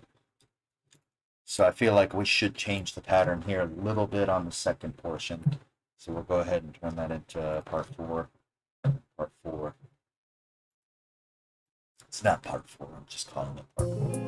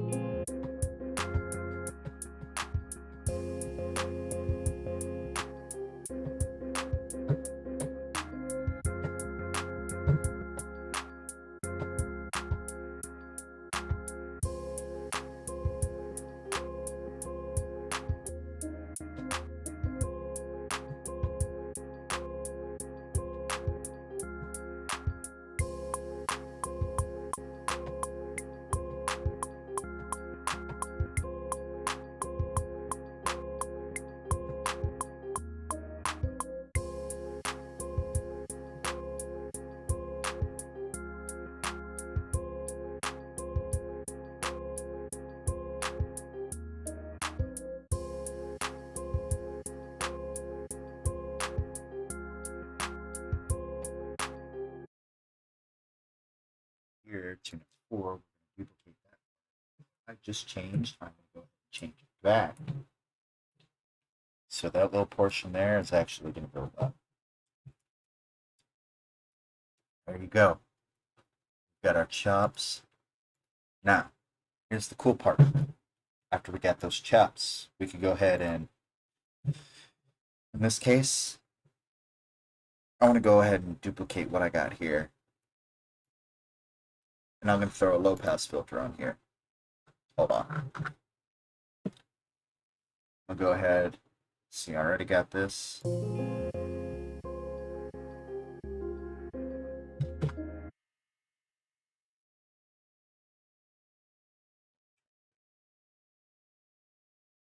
Go ahead and duplicate this. Cut this out. It's going to be the same thing. It's going to be the same. Why is that so far? Here we go. It's going to be the same thing, except this one's going to be a low pass version. You remember what I was talking about whenever I said some people, just throw a low pass onto their sample? We're going to go ahead and do that.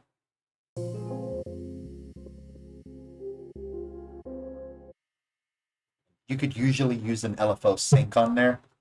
I usually like to do it manually. I use both methods, but I typically like to manually do it more because it adds a little bit more of a human feel to it versus, automatic sync.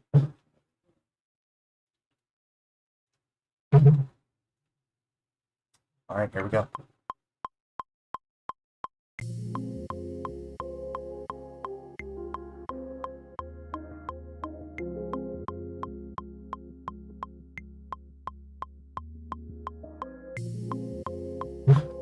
Okay, go.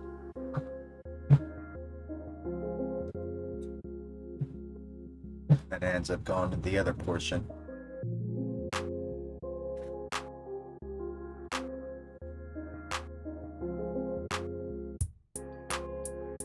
And then notice how I went to the other one. That one does not have a filter on it. So it'll open it up. It'll actually sound a little bit better. So there we go. We've got that. Another thing I like to do whenever I'm doing this is actually have another section on top of that playing. So now I have 3 different chops. Not 3 different chops, 3 chop versions. 3 chop things. Except one of them's going to be a filtered version. One of them's going to be, let me start from the beginning. One of them's going to be an original chop version. The other one's going to be a filtered version. And the third one's actually going to be an echo. It'll emphasize on the filter part. Go over here. Actually, it's start on the mouse. Go over here.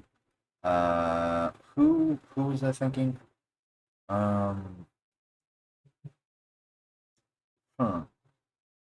I think it was Sound Toys. It was Sound Toys. Echo Boy. This is another pretty sweet, simple plugin here. Super easy to use. I don't know exactly what I'm going to be looking for. I think it was Wormhole that I usually like to mess with. So see, that was just one chop there. That adds so much more, vibe to it.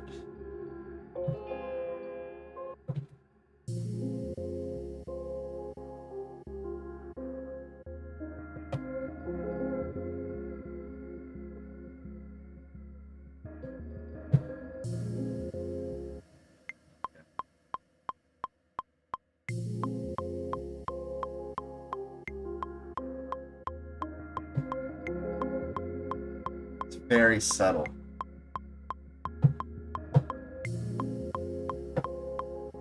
But yeah, very subtle. If you want to hear it by itself, here we go.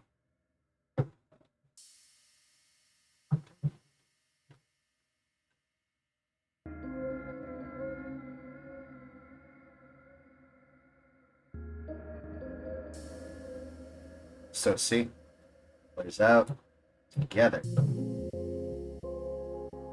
I gotta add some reverb to that crash. I'll do that in a second.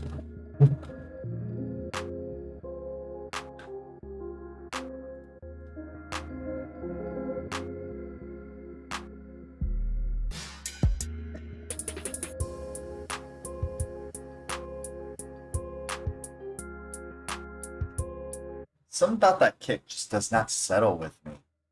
It's very, it's a nice kick. It's a nice kick. Don't get me wrong, but boring. Boring. Way too boring. Maybe baddest. Let's see.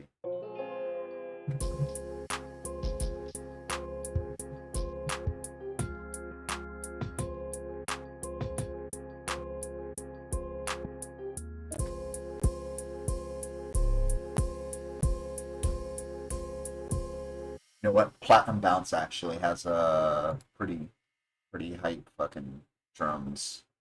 Actually, here we go.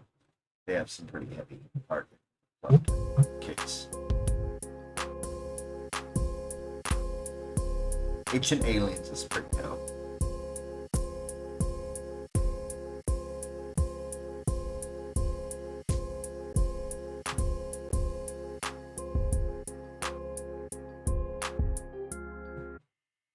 I think I want to change the clap. I know we were starting in the beginning with something different, but here we go. I kind of want to just change that. Way too boring now. We got our basics done. That's the whole goal, is get all the basic stuff out of the way, get your arrangement, then switch the sounds afterwards. But remember, if you do any EQing, usually I like to do the EQing at the end, but if you did anything now, it's going to affect it. So be careful, or at least, think about that whenever you do any of those adjustments.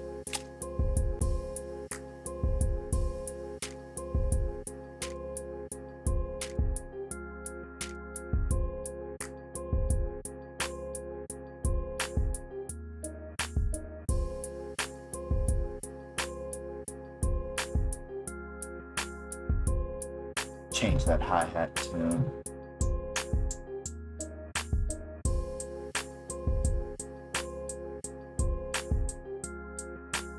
Yeah, this is starting to sound a little bit more fat now. Alright, cool. Sweet. Okay, we're still missing our instruments. So we chopped up everything. Fuck. Instruments, I guess. We're on instruments. We're getting close.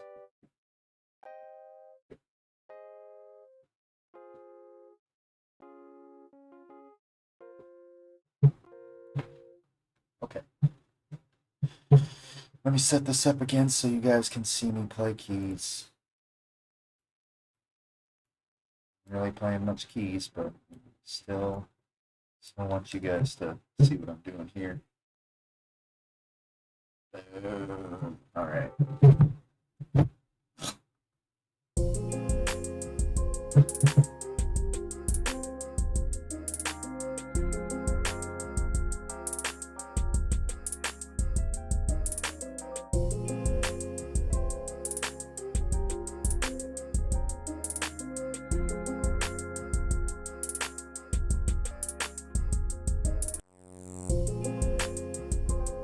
Oh, that threw me off.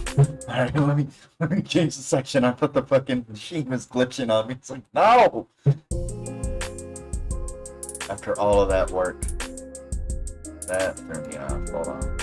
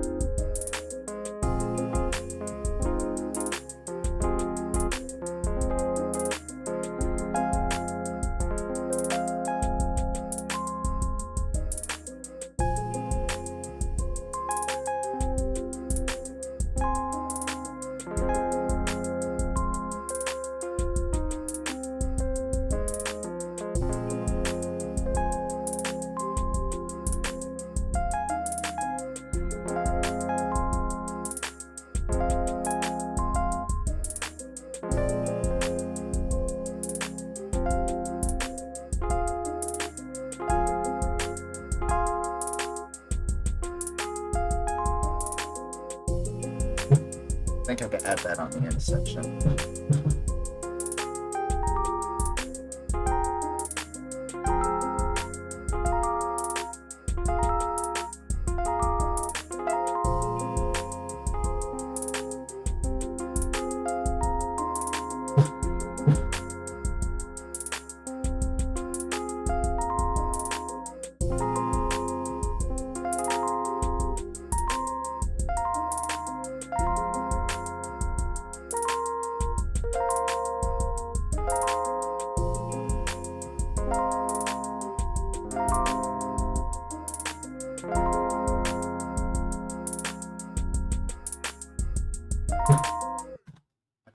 add a reverb or something to this.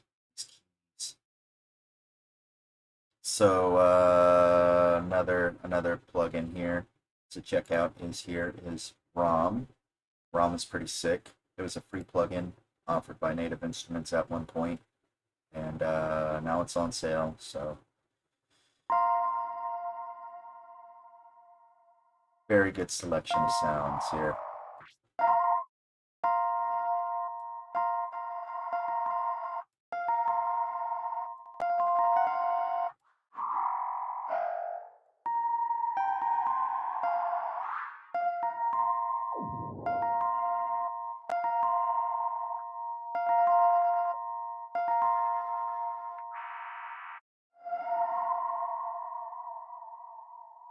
Might work.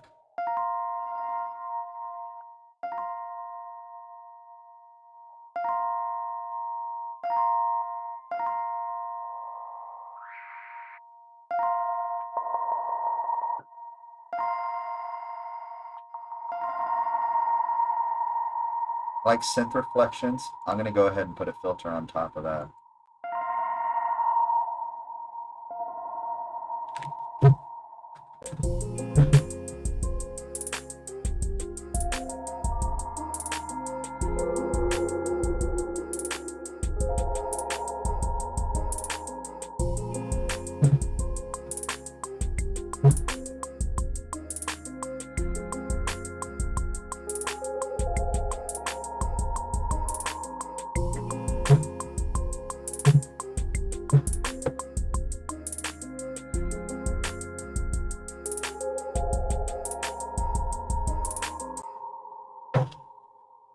There's a delay on there, pre-delay. It's kind of bugging me a little. I gotta hear.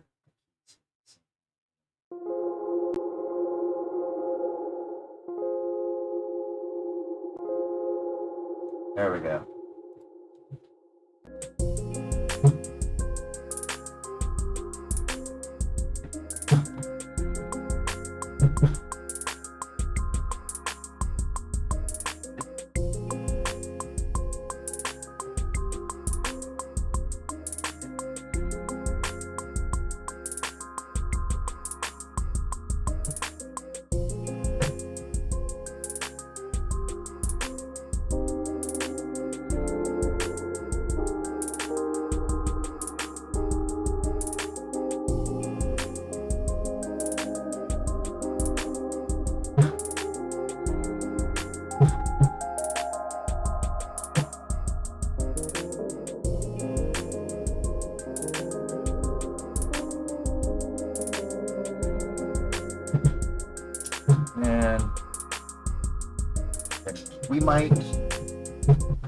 That might end up just being our counter melody section. I'll end up using another instrument for that. That actually sounds pretty sweet by itself as a counter melody. Let's see what we can do on here to create some chords. In this case, I'm actually going to use the chord. What the hell do you call it? Chord engine on Maschine. F minor, that is. There we go.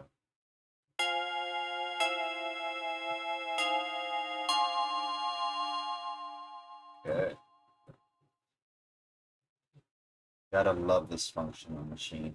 I'm gonna turn the velocity down because I don't want them to like be banging on the keys. I actually want some smoothness to it. And one.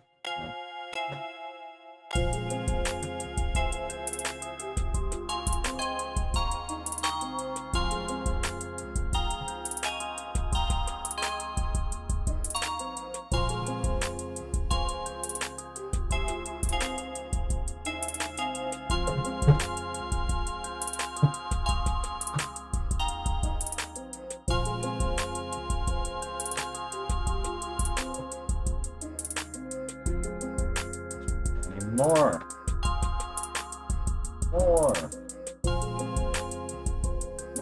Wow. Oh.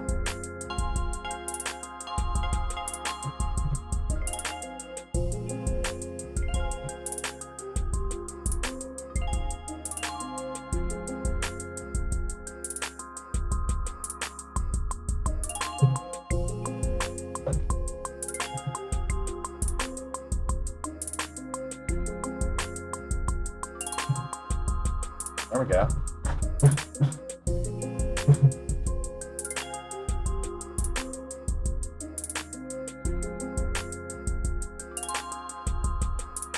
All right, cool. We got our chords.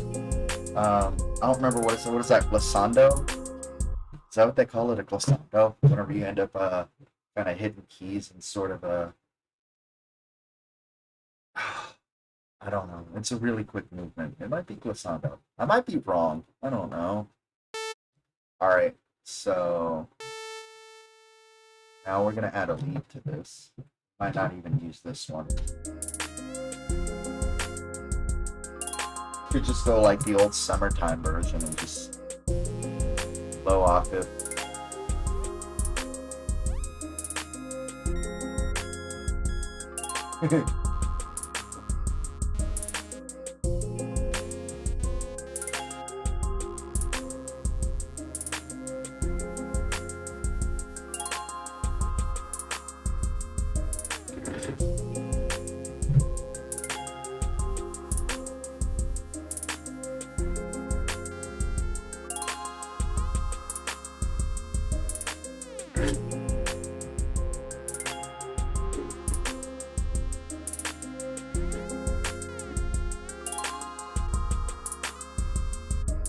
That might work.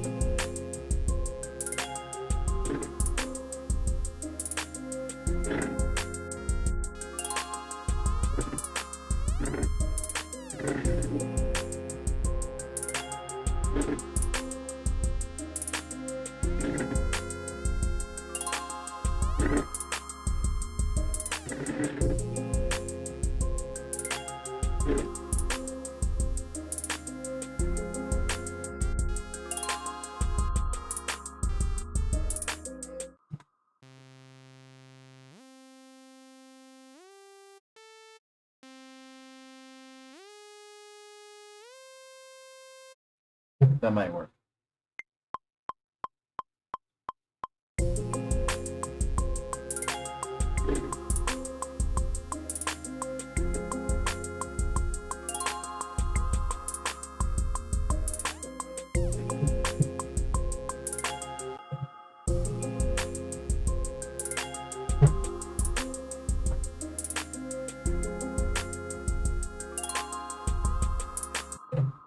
Shaper box. We'll use shaper box on the lead here. Go to here. Shaper box. I'm hearing like a wavy sound to it, so probably be volume. And you could do it this way, actually. You could do shaper box, which is what I'm sticking with. But there's another easy program called by Nicky Romero called Kickstart. That's just, it's a simple version. All it is just, you know, figure out which one you want to, which filter. I think it's like a volume automator. Yeah, it's a volume automator. And all you got to do is just figure out which one you want to use, and it'll automatically kind of like make your whatever sound you have it loaded on. It'll sort of make it sound like it's breathing, basically. See that?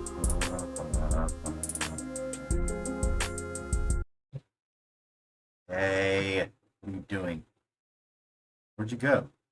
Oh yeah, no, I got it fed through the fill section, that's why. So say that.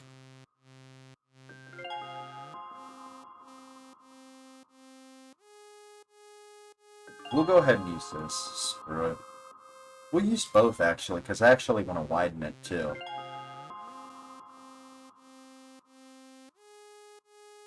There's another program by this one's by Infected Mushroom, Wider. This is free. Just go to their site, find it, download it. Highly recommend it. Downside is, from what I've been told by some, well, not been told, stuff I found on YouTube, there have been like some suspicious sort of, not reviews, but people say that whenever you put like a stereo widener on your track, it usually ends up sort of resulting in phasing issues. Phasing is whenever you have two sounds with the same frequency, they begin competing, and whenever you have those two waves kind of going in the same direction, they end up canceling each other out. So that ends up resulting in a drop of volume. Um, just another thing to think about. There is a way around it, I think, and that's you got to monoize your track before putting any stereo widener on there. That way, you'll know you're not putting a stereo track through another stereo and just completely obliterating your sample there. But no. Oh yeah, I gotta let you guys know I am not a professional mixer. I am not a mixing engineer or anything. Whenever I offer you guys like knowledge and stuff, it's just stuff that I've picked up along the way. You know, I could be wrong on some things. I'm still learning. I'll always be learning at that. I'm not gonna, you know, I'm not gonna get on my high horse and act like I know every fucking thing. I love learning this shit. It's a lot of fun.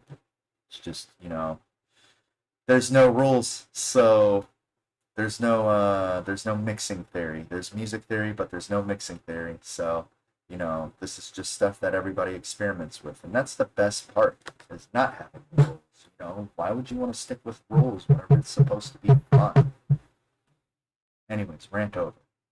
Go ahead and keep that on there. See how that sounds.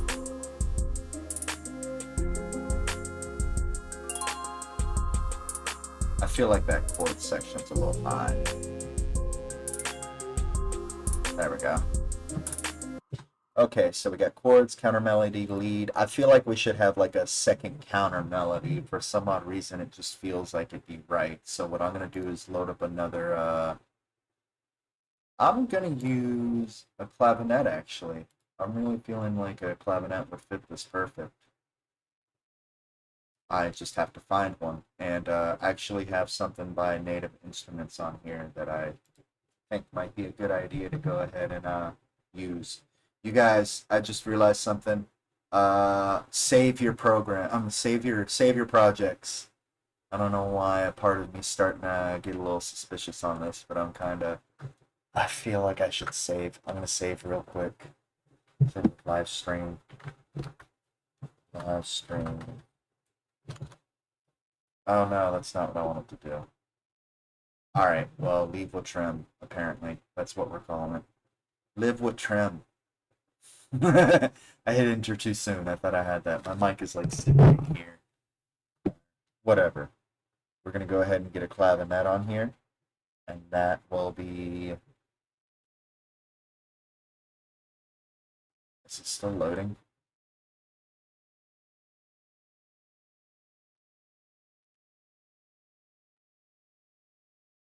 Huh. Oh, crazy. Never mind. Was that on Vintage Organs, I think? Hmm. Yeah, these are all the plugins I've got over time. Uh,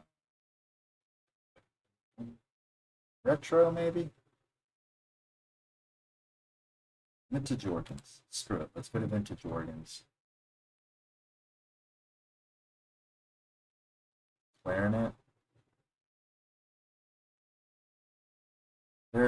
I have a feeling it's on here though. This is annoying.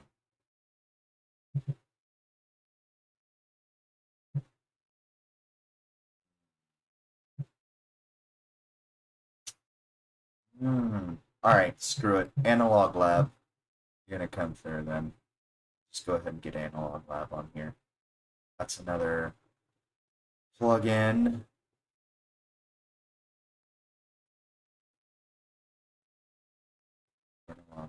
Where are you? That was Arturia. Yeah, here we go. Analog Lab. This is a sick program.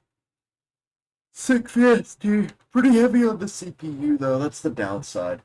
However, they have a lot of good retro synthesizers on here. I found some stuff on here that just blew me away.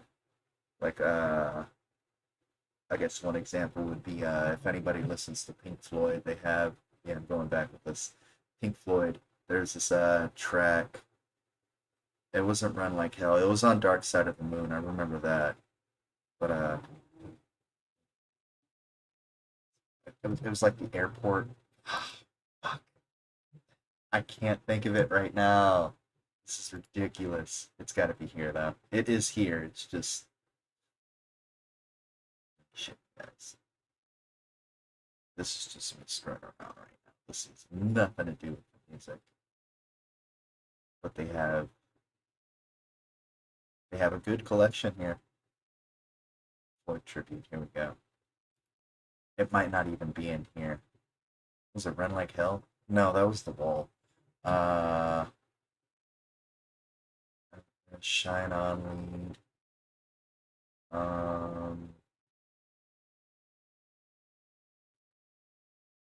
It's definitely Dark Side of the Moon. What the hell was it called?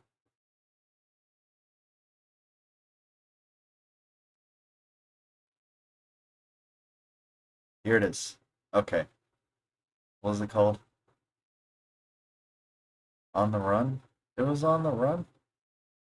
No. It couldn't have been On the Run. Alright, we'll check this out.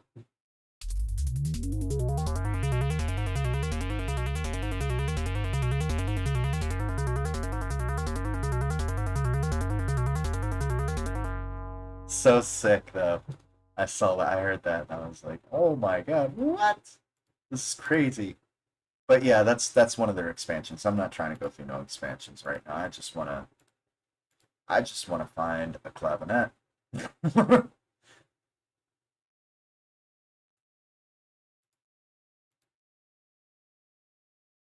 are you at?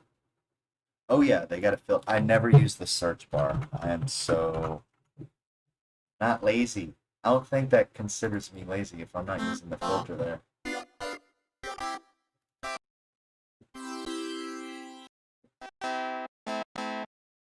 Go with the first one.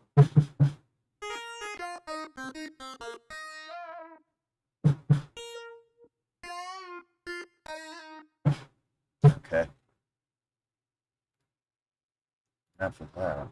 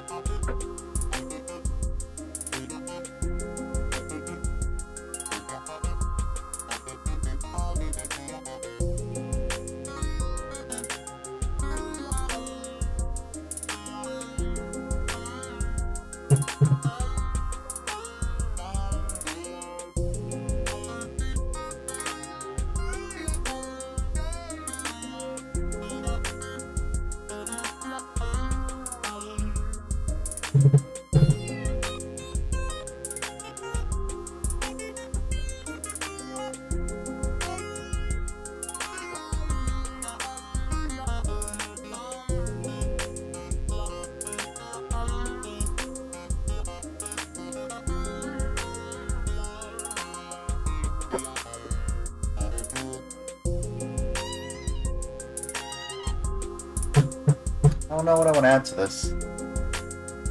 Alright, alright.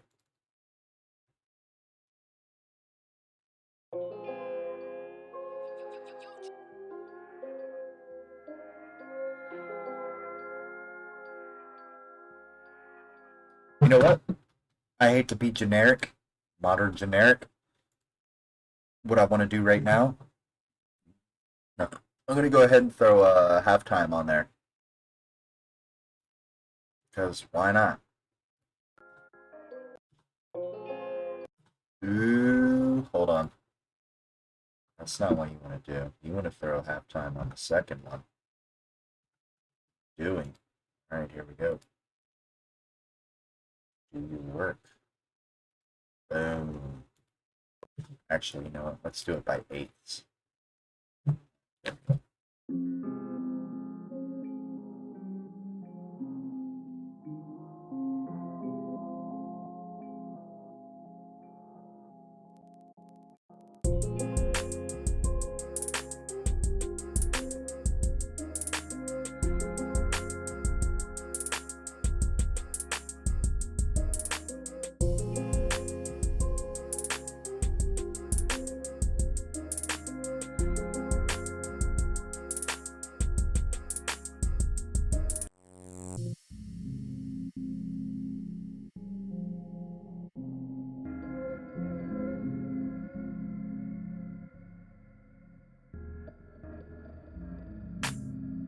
I went ahead and added halftime to this section here instead. Well, actually, both of them now. So yeah, adds a little bit more flavor to the verse.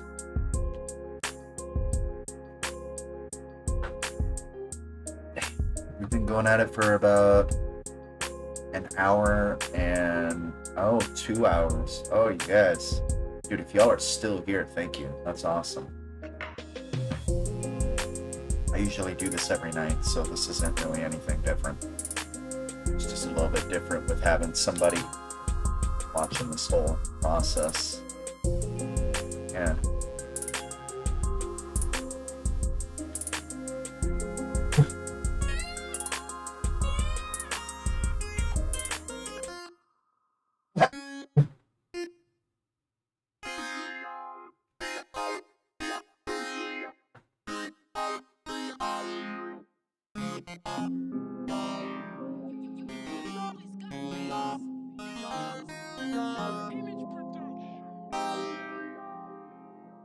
Maybe I should.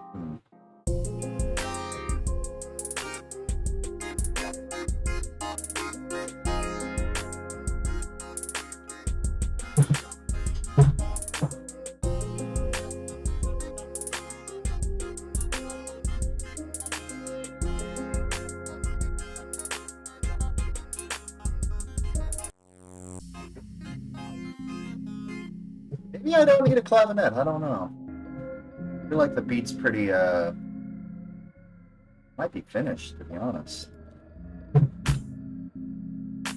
Might be finished.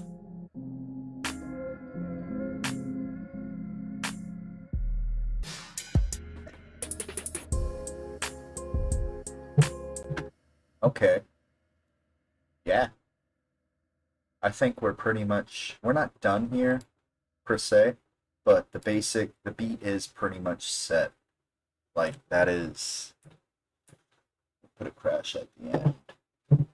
And then we'll put another sample here. Put the intro, why not? Yeah, there you go. And so that would be the outro. Boom. Oh. What can I do?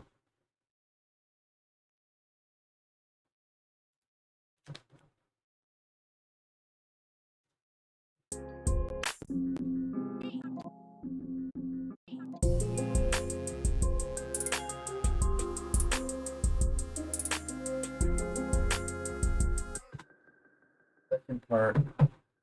Go ahead and add a vocal.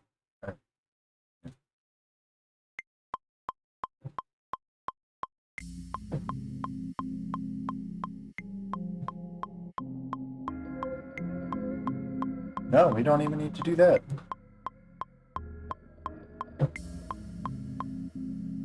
Yeah, no, we don't even need to do that either. Okay. I guess we're gonna go ahead and start sending everything to their send effects here. Starting off with reverb. I've got everything written down here. Why am I not taking my advice here? So I already got Camel Crusher, I already got Pancake, I already got Echo Boy. Times on there. dirt volume shaper. Width. Width. We need width. So what I'm gonna go ahead and do, more width. I know I just remembered wider plugin on there. So now we're gonna go over here to add width. And we'll just have that. Let me see how this works. Oh, you know what? No. I don't even think we'll need to do any sends right now. Not for this one specifically. Sample here. I actually want to add some width to that, not lighter. I want it to build up. So I'm going to go to Shaper Box. I'm going to go over here to width. When it pops up. It's going to pop up. Did I even click it? No, I didn't. Width. Boom. For 4 bars. 4 bars. Here we go. Yo, Charlie's got beats. This is another image production.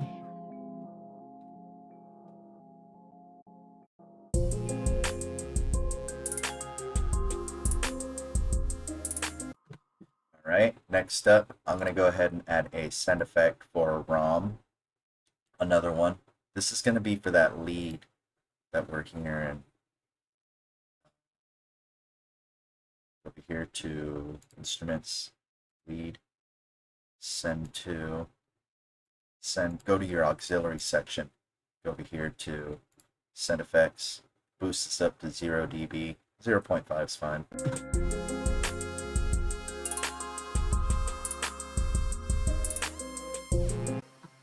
Alright, so you see how that actually made it sound a little bit more wider? That's what I'm talking about. Set that there so we'll know that it's being in use now. Let's find a reverb that I actually want to use. I feel like I also don't want it to consistently like play throughout. I would actually want to add some rhythm to it. So I'm going to go ahead and add another shaper box to this. And this time it's actually going to be controlling the volume. Panning as well. And that's just going to be a simple sine wave. So it'll be fluctuating in between the left and the right channel. And then I'm also going to bring it down a little bit here, because I don't like it to be hard pan left, hard pan right. At least not in this case. I don't feel like having it like that. And I should actually have this snap to the grid. What are you doing? There you go. I did pretty good. Wasn't online, but it's like pretty freaking good. And then we're gonna go over here, have this breathe a little. Let's see what that sounds like.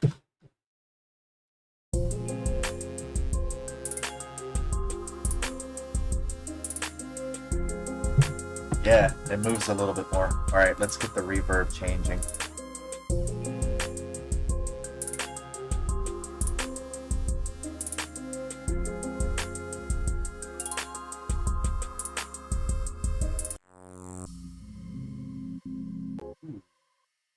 Round up.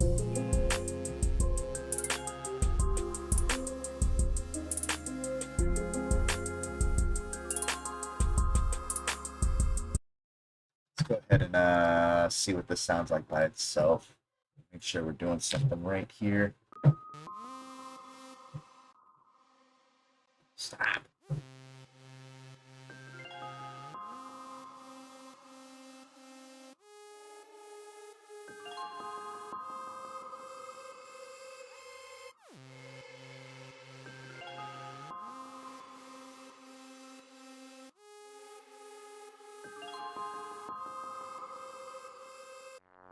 Sounds like when it doesn't cut the highs. Oh, it is cutting the highs. It's bringing them out. Okay.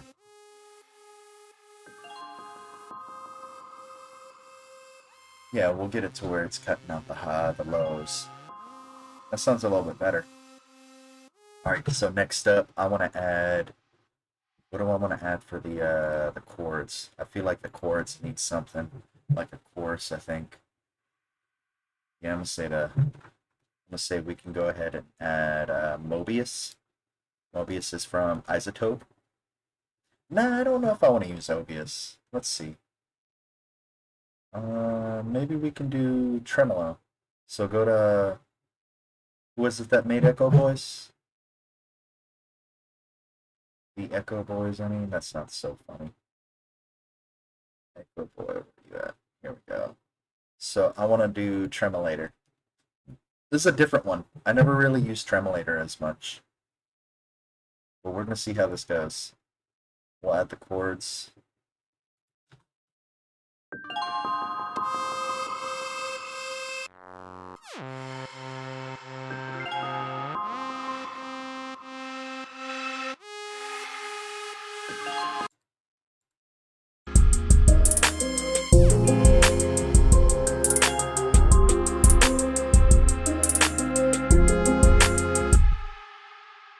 Yeah, we'll add the chords one to Tremolator. 5 again.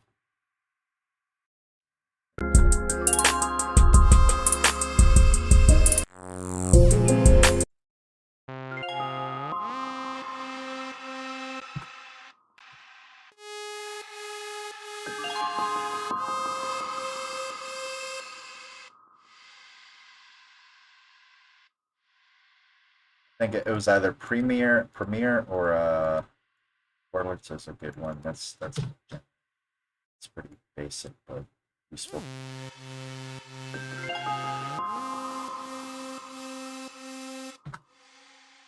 Let's see what that's doing actually. We'll go over here. We'll mute everything else. Ah, yeah. Okay, hold on. Let me. So yeah, it's pretty straightforward whenever it's just by itself. That's by itself. This is with the tremolator. Notice it kind of has like a waviness to it. Let's widen that.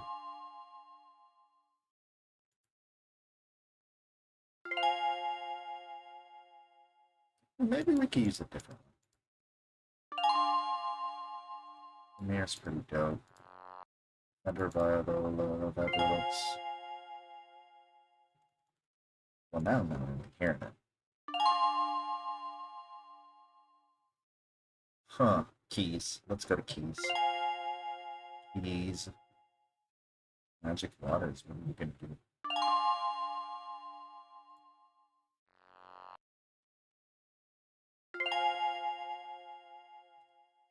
Man, I don't know. Maybe this is so much. This is like better use on a pad. So in that case, we'd have to feed this through the reverb too, and then through the tremolator. That sounds like a lot of not a lot of work. It just I don't know. All right, forget tremolator. We'll put something else. What do you want to put? Hmm.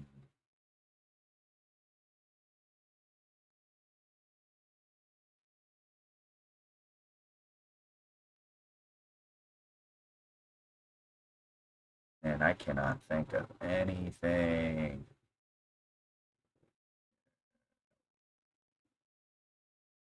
No. Movement. It's been a while since I've used movement. That's pretty heavy on the CPU. But we'll see what we can do before it starts glitching out. Movement. I got this years ago. Still use it to this day. It just not as much because usually whenever I start making beats, I'm like I want to move along. Unfortunately, this one actually took quite a while. Just talking to people as much. It's usually just me. Chilling. All right. So we've got that sent. We'll go over here to our chords, and then we'll see if it's still connected. Yeah. So let's see what movement will do for us. Rage Knights is a good one. Ice was a sick one too. And then Into the Void. Cosmic Radio is another sick one.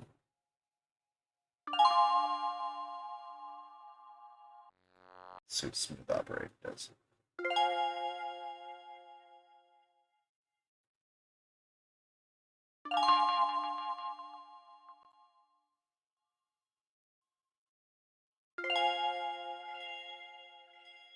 I like that.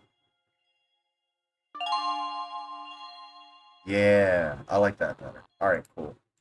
There we go.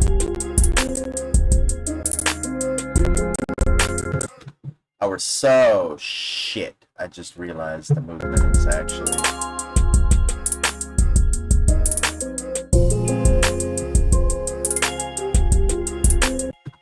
All right, cool. So we're gonna have to. We don't necessarily have to, but we're gonna send this to. What I like to use is actually Trash from iZotope, Trash 2. They, ooh, they've got some. I love iZotope. I gotta admit that they have a lot of like VSTs that are just perfect to use in your music production. iZotope Trash 2, definitely number one. Well, eh, yeah, I guess, yeah, I stand by that. I stand by that for sure. I love this one. All right, Vinyl on Top was one I made yesterday. Let's see what that actually sounds like. Oh, I didn't even send the bass to it. Hold on. Send it to Trash. Now, the reason why you would send your bass to a send bus is because whenever you have sub, uh, and able to make it sound actually, not presentable, be a little bit more present on smaller speakers like headphones. Well, phones mostly, and like little earbuds and everything. You send your sub to a bus that'll basically control all the higher frequency content. And if you distort that but lower the volume, you'll be able to hear what the bass is actually playing on a smaller speaker. Because obviously, due to the smaller speaker, you don't have a sub. You're not going to hear the low end. You're not going to feel it at least. But doing this definitely provides a little bit more harmonic value to your sub. So I advise you try it out at least. It's worth a shot. All right. So iZotope Trash, here we go. Let's see what it sounds by itself. I know some people are like, dude, you gotta worry about, how it sounds with the music. I get that. I understand that. However, you gotta know exactly what it sounds like by itself. I don't like just slapping on presets and being like, oh, there we go, we're done. Like, no, double check the work. Let's see, like, I'm hoping it could at least sound good enough by itself too, just in case you want to have like a random break with the bass, which we're not. We're pretty much done with the track. This is, it's all right. No, I'll listen to it another day and be like, it's pretty sweet. Right now, I'm just like, could have done better, but whatever.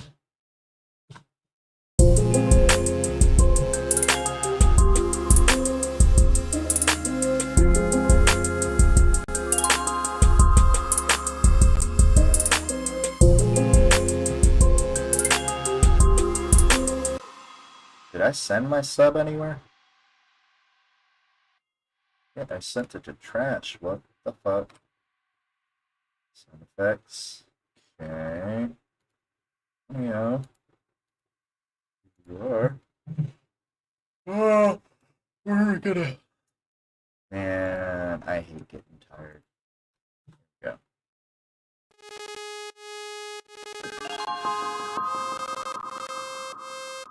It's because that's not where it... You're an idiot. Okay, our sub is up here. You moron. There we go. Alright, cool. Did you hear that? No, because it's not even playing. There we go.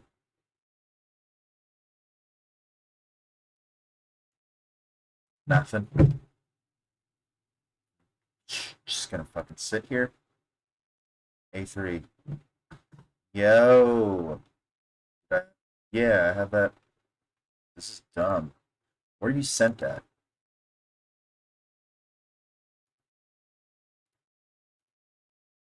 E. That's what. Hair drops.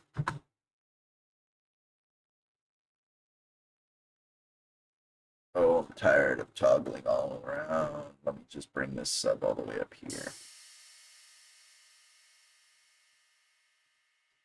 Okay, so the sub audio, that's why you gotta, no, wait, no, you're good. Go over here to your fills. Yeah, your fills.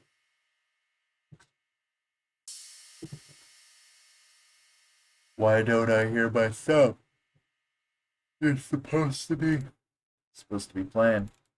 What you playing?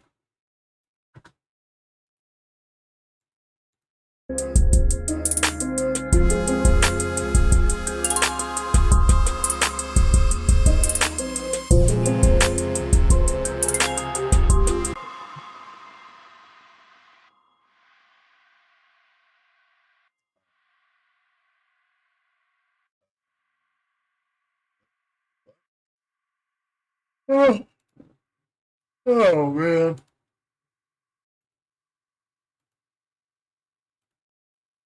Wonder.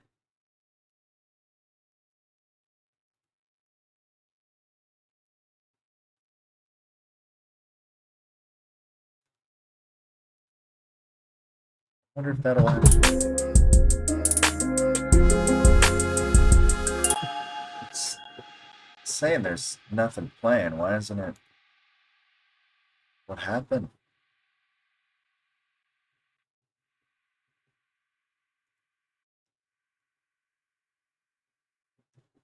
Oh, I'm hitting everything, but no sound. What is going on here?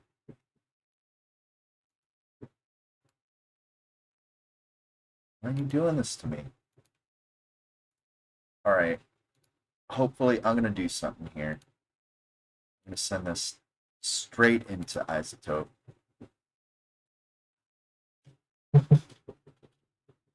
Guys, my base is gone.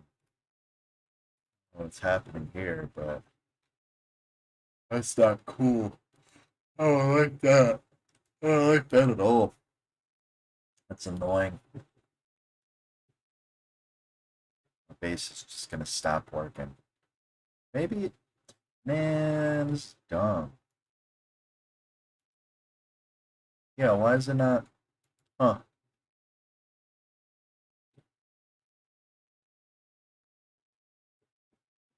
It is not.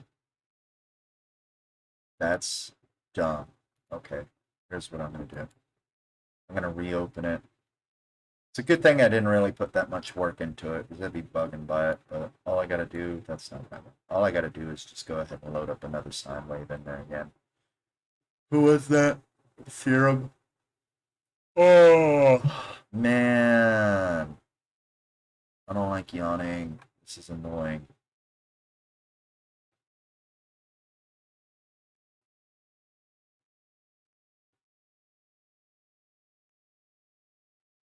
Serum, where are you? I can't find you. Dude. Serum, where is Serum? I'm looking for Serum.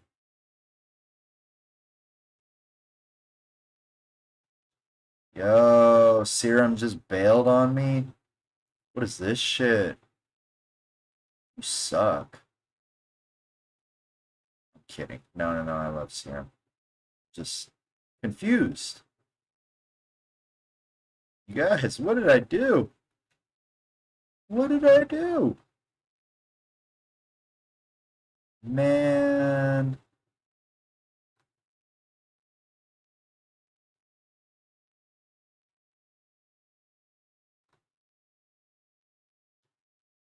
This is so wild. Like, where the fuck?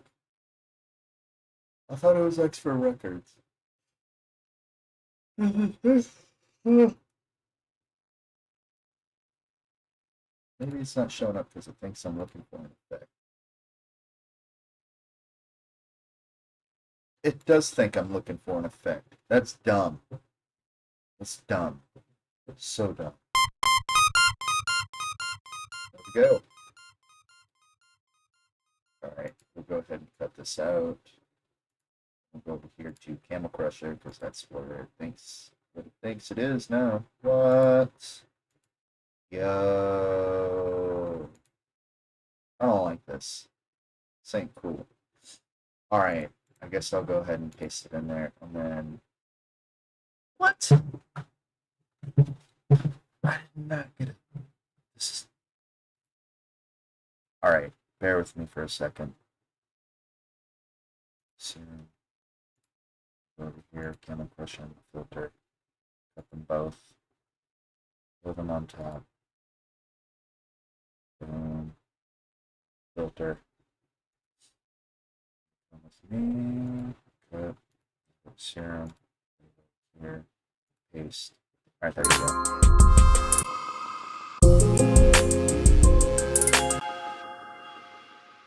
Oh yeah, and then you gotta move this over here.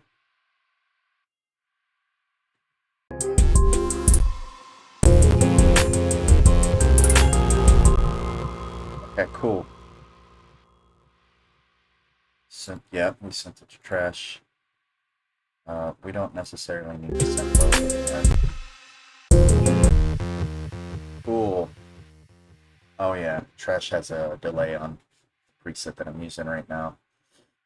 So we want to turn this into a sine wave again. So sorry, you guys. This was ridiculous. I still don't know what happened there. I'm going to end up watching the video. I'm going to see what I did there. I did something stupid. I just know it. Alright, so everything's there. We got our base.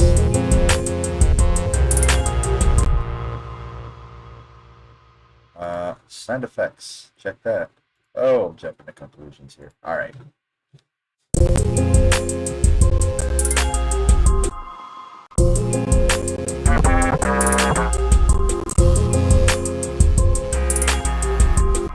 I like that. I don't like the delay though. I don't need no delay. Let's go ahead and throw a filter on top of that. Cut off the high end there. And looky here, we got a filter we can just go ahead and turn on. And go to the 6 part. We're going to have a clean low pass shelf. Not low pass shelf, just a clean low pass. And we're going to go ahead and adjust the position of it. Drop it down to 200, I think. I kind of want some higher information, so around 750 would do. Maybe lower.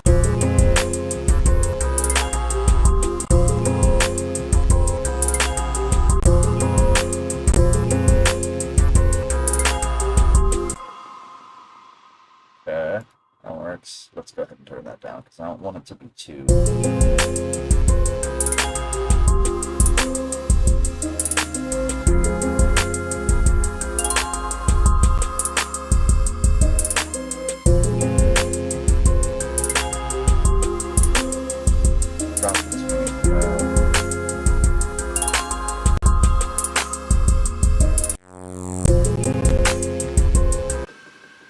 Alright, cool. There we go. What else can we do? Clap. The clap, I actually wanted to duplicate one of them. What we're doing right here. And on every 4th one, I'm going to have it have a reverb tail. So it'll be like clap. Clap. Ooh. Terrible explanation.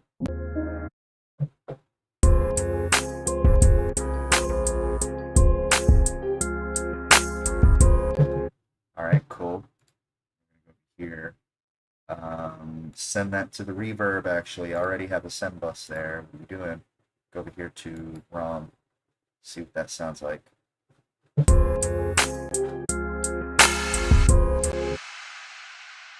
Yeah.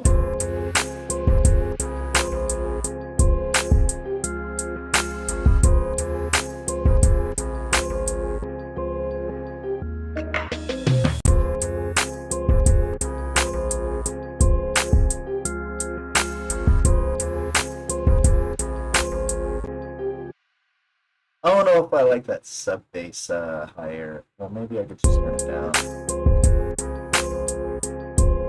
There we go.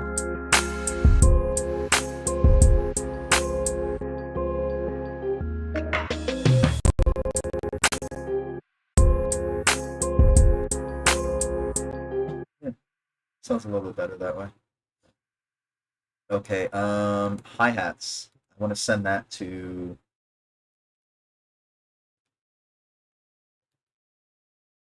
I put pancake on there, didn't I? I did. All right, so here's what I'm gonna do. I'm actually gonna send pancake over here to the sound effects. I'm gonna send the hi-hats there so it'll have its separate situation going on. That's damn, you know what? I usually don't do this, but I'm being lazy, so I'm gonna go ahead and duplicate my hi-hat channel. I'm gonna duplicate my hi-hat channel, and I'm only gonna have it on the chorus part. This this one. Only gonna have it appear on the hook portion. And what I'm gonna actually do is I'm gonna go ahead and throw halftime on there. I'm gonna drop tune it, not drop tune it, drop the volume.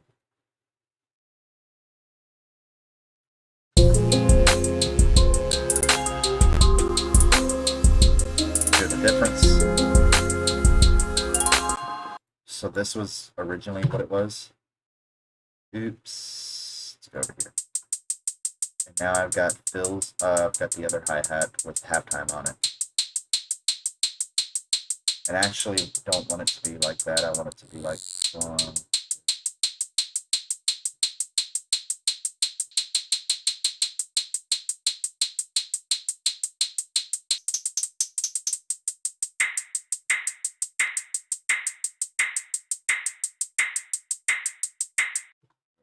But I want a different tune of that, so I'm gonna have to actually mess with the pitch.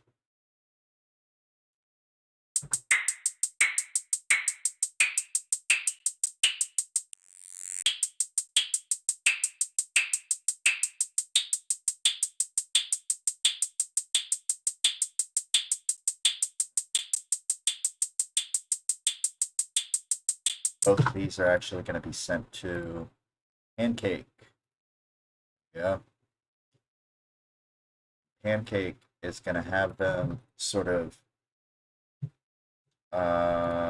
waving around on the speakers here.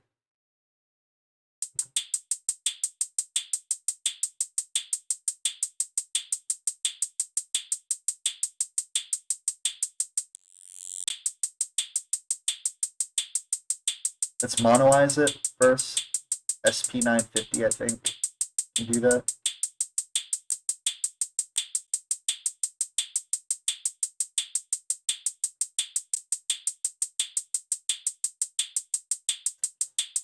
Man, I don't know. Alright. Scratch that idea. We're gonna have one on the left hand and one on the one hard pan left, one hard pan right. We'll do it that way. Make it easier. Okay, maybe not hard pan, but at least sort of like what's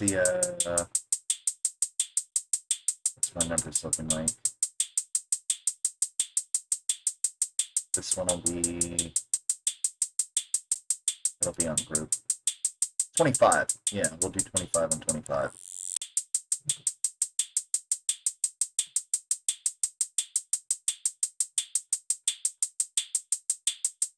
So now we have some sort of separation in between them.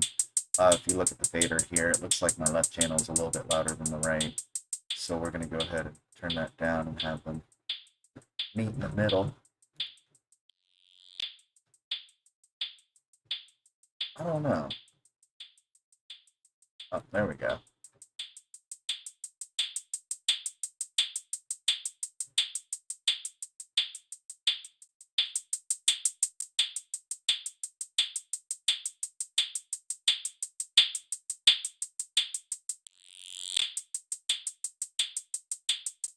It's a little better. Alright, cool. So we got that set. Next, our kick. Our kick and our sub need to be compressed together. They don't necessarily need to be, but you know that usually helps solidify your low end a little bit more. So what I'm going to do is I'm going to add Heavyocity Punish, which is a pretty sick plugin here. It can act as a compressor, a limiter, a saturator, a distortion unit. Distortion? Yeah. Let's see. Nah, compressor, transient master, equalizer, and a saturator. But you could do any of those. This is great for, you know, mashing your sub and your kick together. Sub and kick. Any other low end information you want sent, you can go ahead and do that. Over here to punish. Boom. Oh, we're already there. Cool. Oh no, wait, I gotta do it on the other one. It's already thought I sent serum. I did send serum. Okay, never mind. So we'll go over here to sub and kick. No. No. No. Sub. Kick. You guys, stop. Okay, there we go. Oh my god, I'm losing it. Do auxiliary too, because the other one's already sent to something on number 1. So next we're gonna have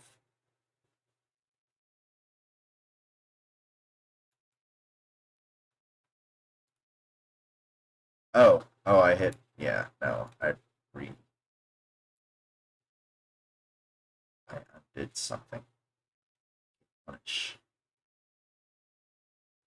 Got 2 more things we need to do. We're gonna do this, and then we're gonna go throw ozone. We might end up throwing ozone on there. We might not have to. That sounds pretty, you know, cleaned up and everything right now. So here we go. Sub, kick. I'll send you guys to punish. There you go. So now the kick is going to be a little bit more prominent, as well as the sub. They're going to be mashed together. So go over here to sub, to the punish unit. Boom. And here we get to find out both of them can actually work together.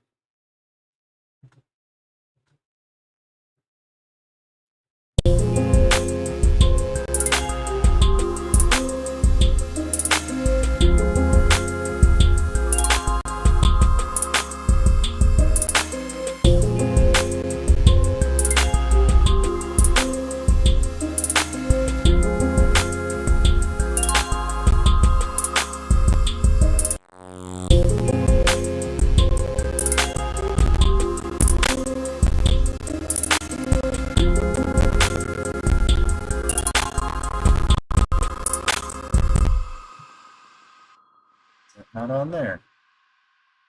Here, punish. Go.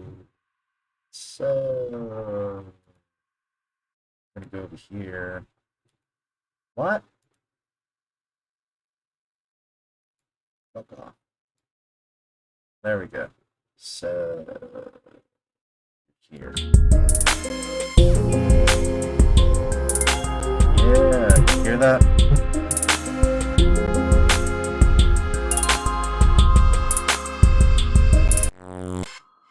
Cool.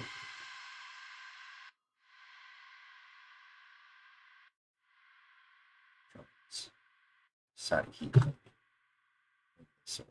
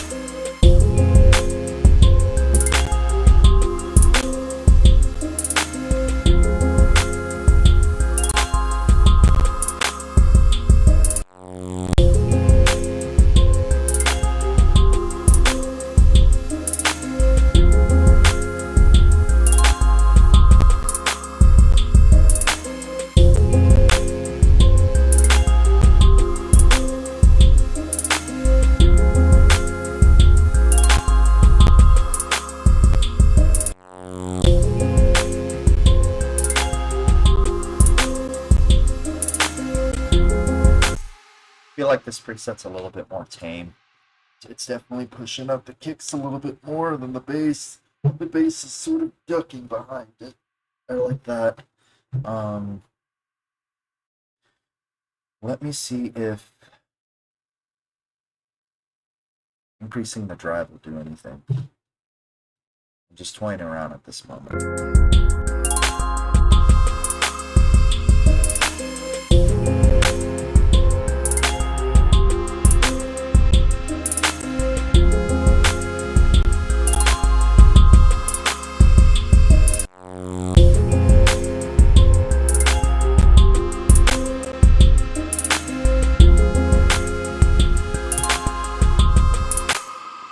I forgot to add my mix all the way to 100%. Usually whenever I'm doing that, I like to have, if any of my send effects are in their bus, they're going to be set to, their mix is going to be 100% wet, because you already have a dry signal.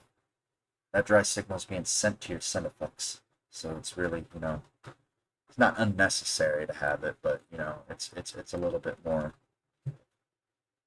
it's kind of better.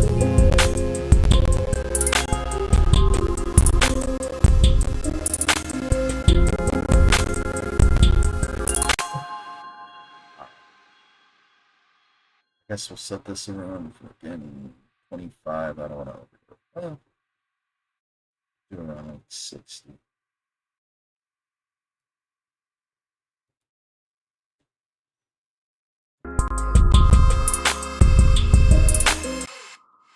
Yeah, that's pretty much it.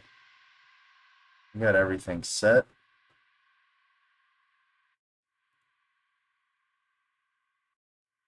Let's take a listen to it. Yo, Charlie's got beats. This is another image production. Oh, you know what? We were clipping a little bit, so what I'm gonna do is I'm gonna take all my channels here, and I'm gonna go ahead and turn them down, so it's not completely. Go down to around like 9. -9. No, all of these channels aren't at 9. They're all set to whatever I had set them at, but we're gonna have them evened out. Okay, maybe 9's a little too quiet. Another image production.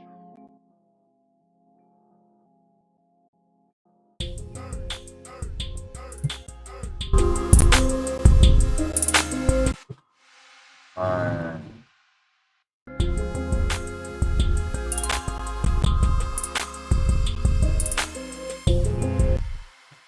Alright, cool. That's it for this beat.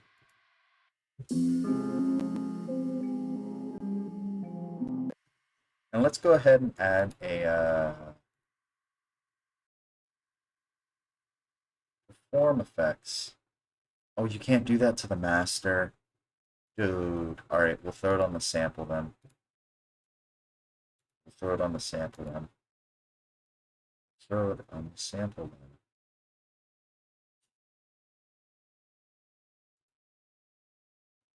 Cool. This portion here. I'm gonna go ahead. You know.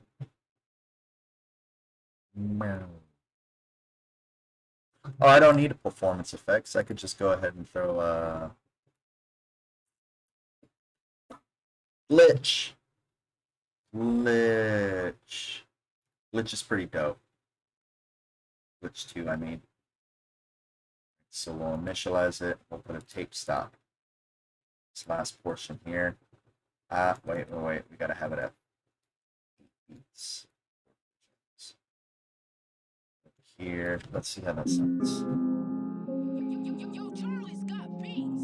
This is another image production.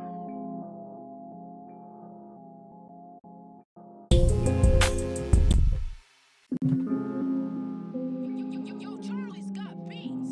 This is another image production. Yeah, there we go.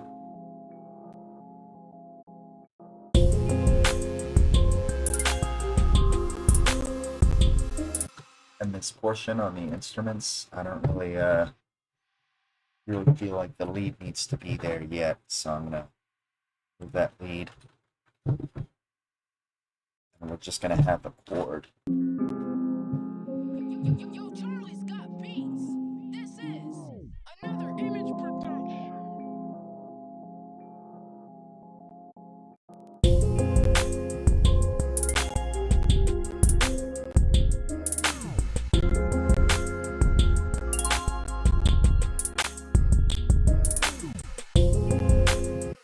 Did I put that on the group?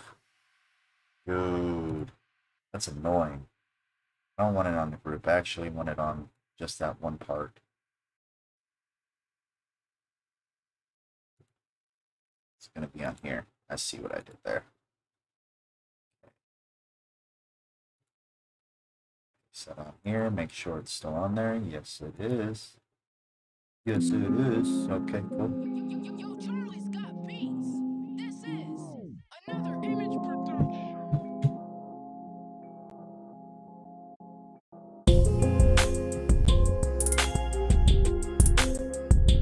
I don't even think we need a sub here. Yeah, we do.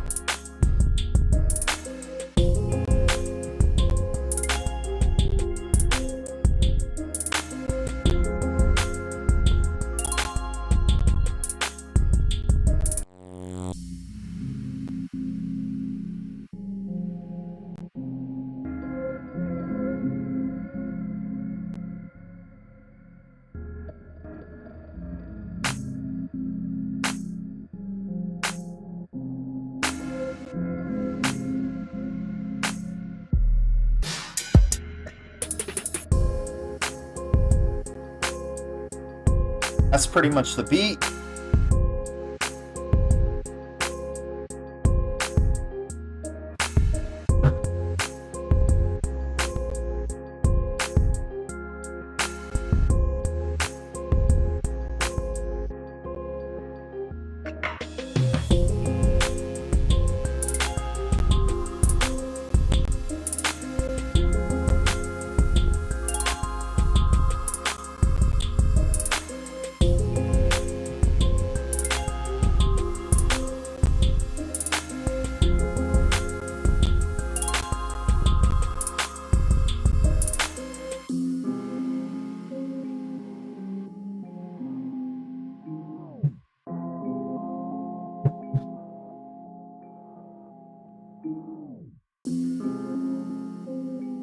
Extend that by 4 more bars, and that's it.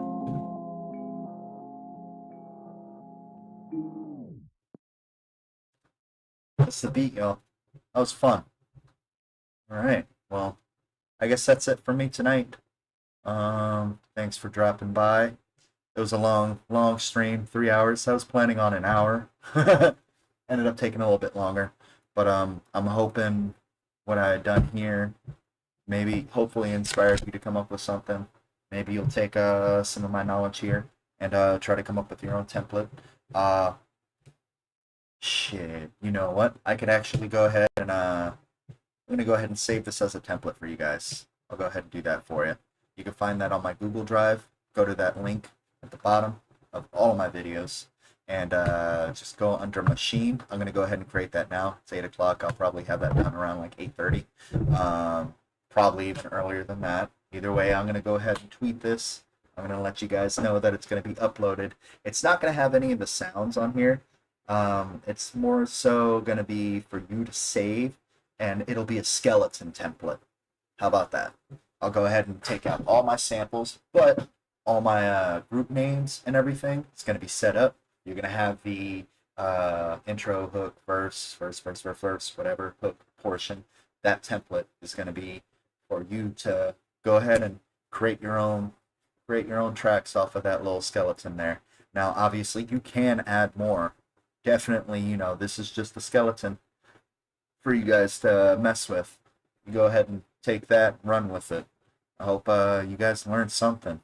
I'm not leaving for good. I've got plenty more ideas here. This was just a good, quick beat set. Not really quick, just a good beat session to go ahead and give what I've learned to you guys, so you'll be able to, hopefully grow as a producer. I hope I provided enough information for you guys. But yeah, tune in on Tuesdays and Saturdays at 5 p.m. Eastern Time. I think so. Like I'm here in Vermont. It is about 8 o'clock here. If I was talking to somebody back home in like Texas per se, back home in Texas, it would be actually an hour behind, around 7 o'clock. So just take notes and time differences. I'm actually gonna continue making beats. I just can't. I don't want to end up posting like a fucking 8 hour session on YouTube. I don't think that would actually be achievable. Because how long it takes. But what other information can I give you guys? Oh, pretty much all of my links at the bottom of this video. Definitely go check out all my other social media stuff. I got an email from some company called Music Box. Uh, I guess I'll go ahead and promote that in the next video. Right now, I have a referral code you guys can go ahead and use, and um, well, it's not set in stone at the moment, but it's definitely a platform that's going to be replacing my Dropbox and my Google Drive and everything. It's very, very user friendly. It is super convenient. You can save your files into it, and it's still in beta right now, so I can't really say much at the moment. But uh, whenever they do end up releasing it, I'll go ahead and send you guys a referral code, or place that referral code underneath my YouTube page, and you guys can go ahead and check that out for yourselves. I'm gonna go ahead and I'm hoping, I'm waiting in line. They got like a waiting list that you can sign up on, and just kind of wait around, see if you could go ahead and check out their platform, see if it's something that'll fit you. But more information on that another time. Once again, thank you guys for tuning in. This was a lot of fun, and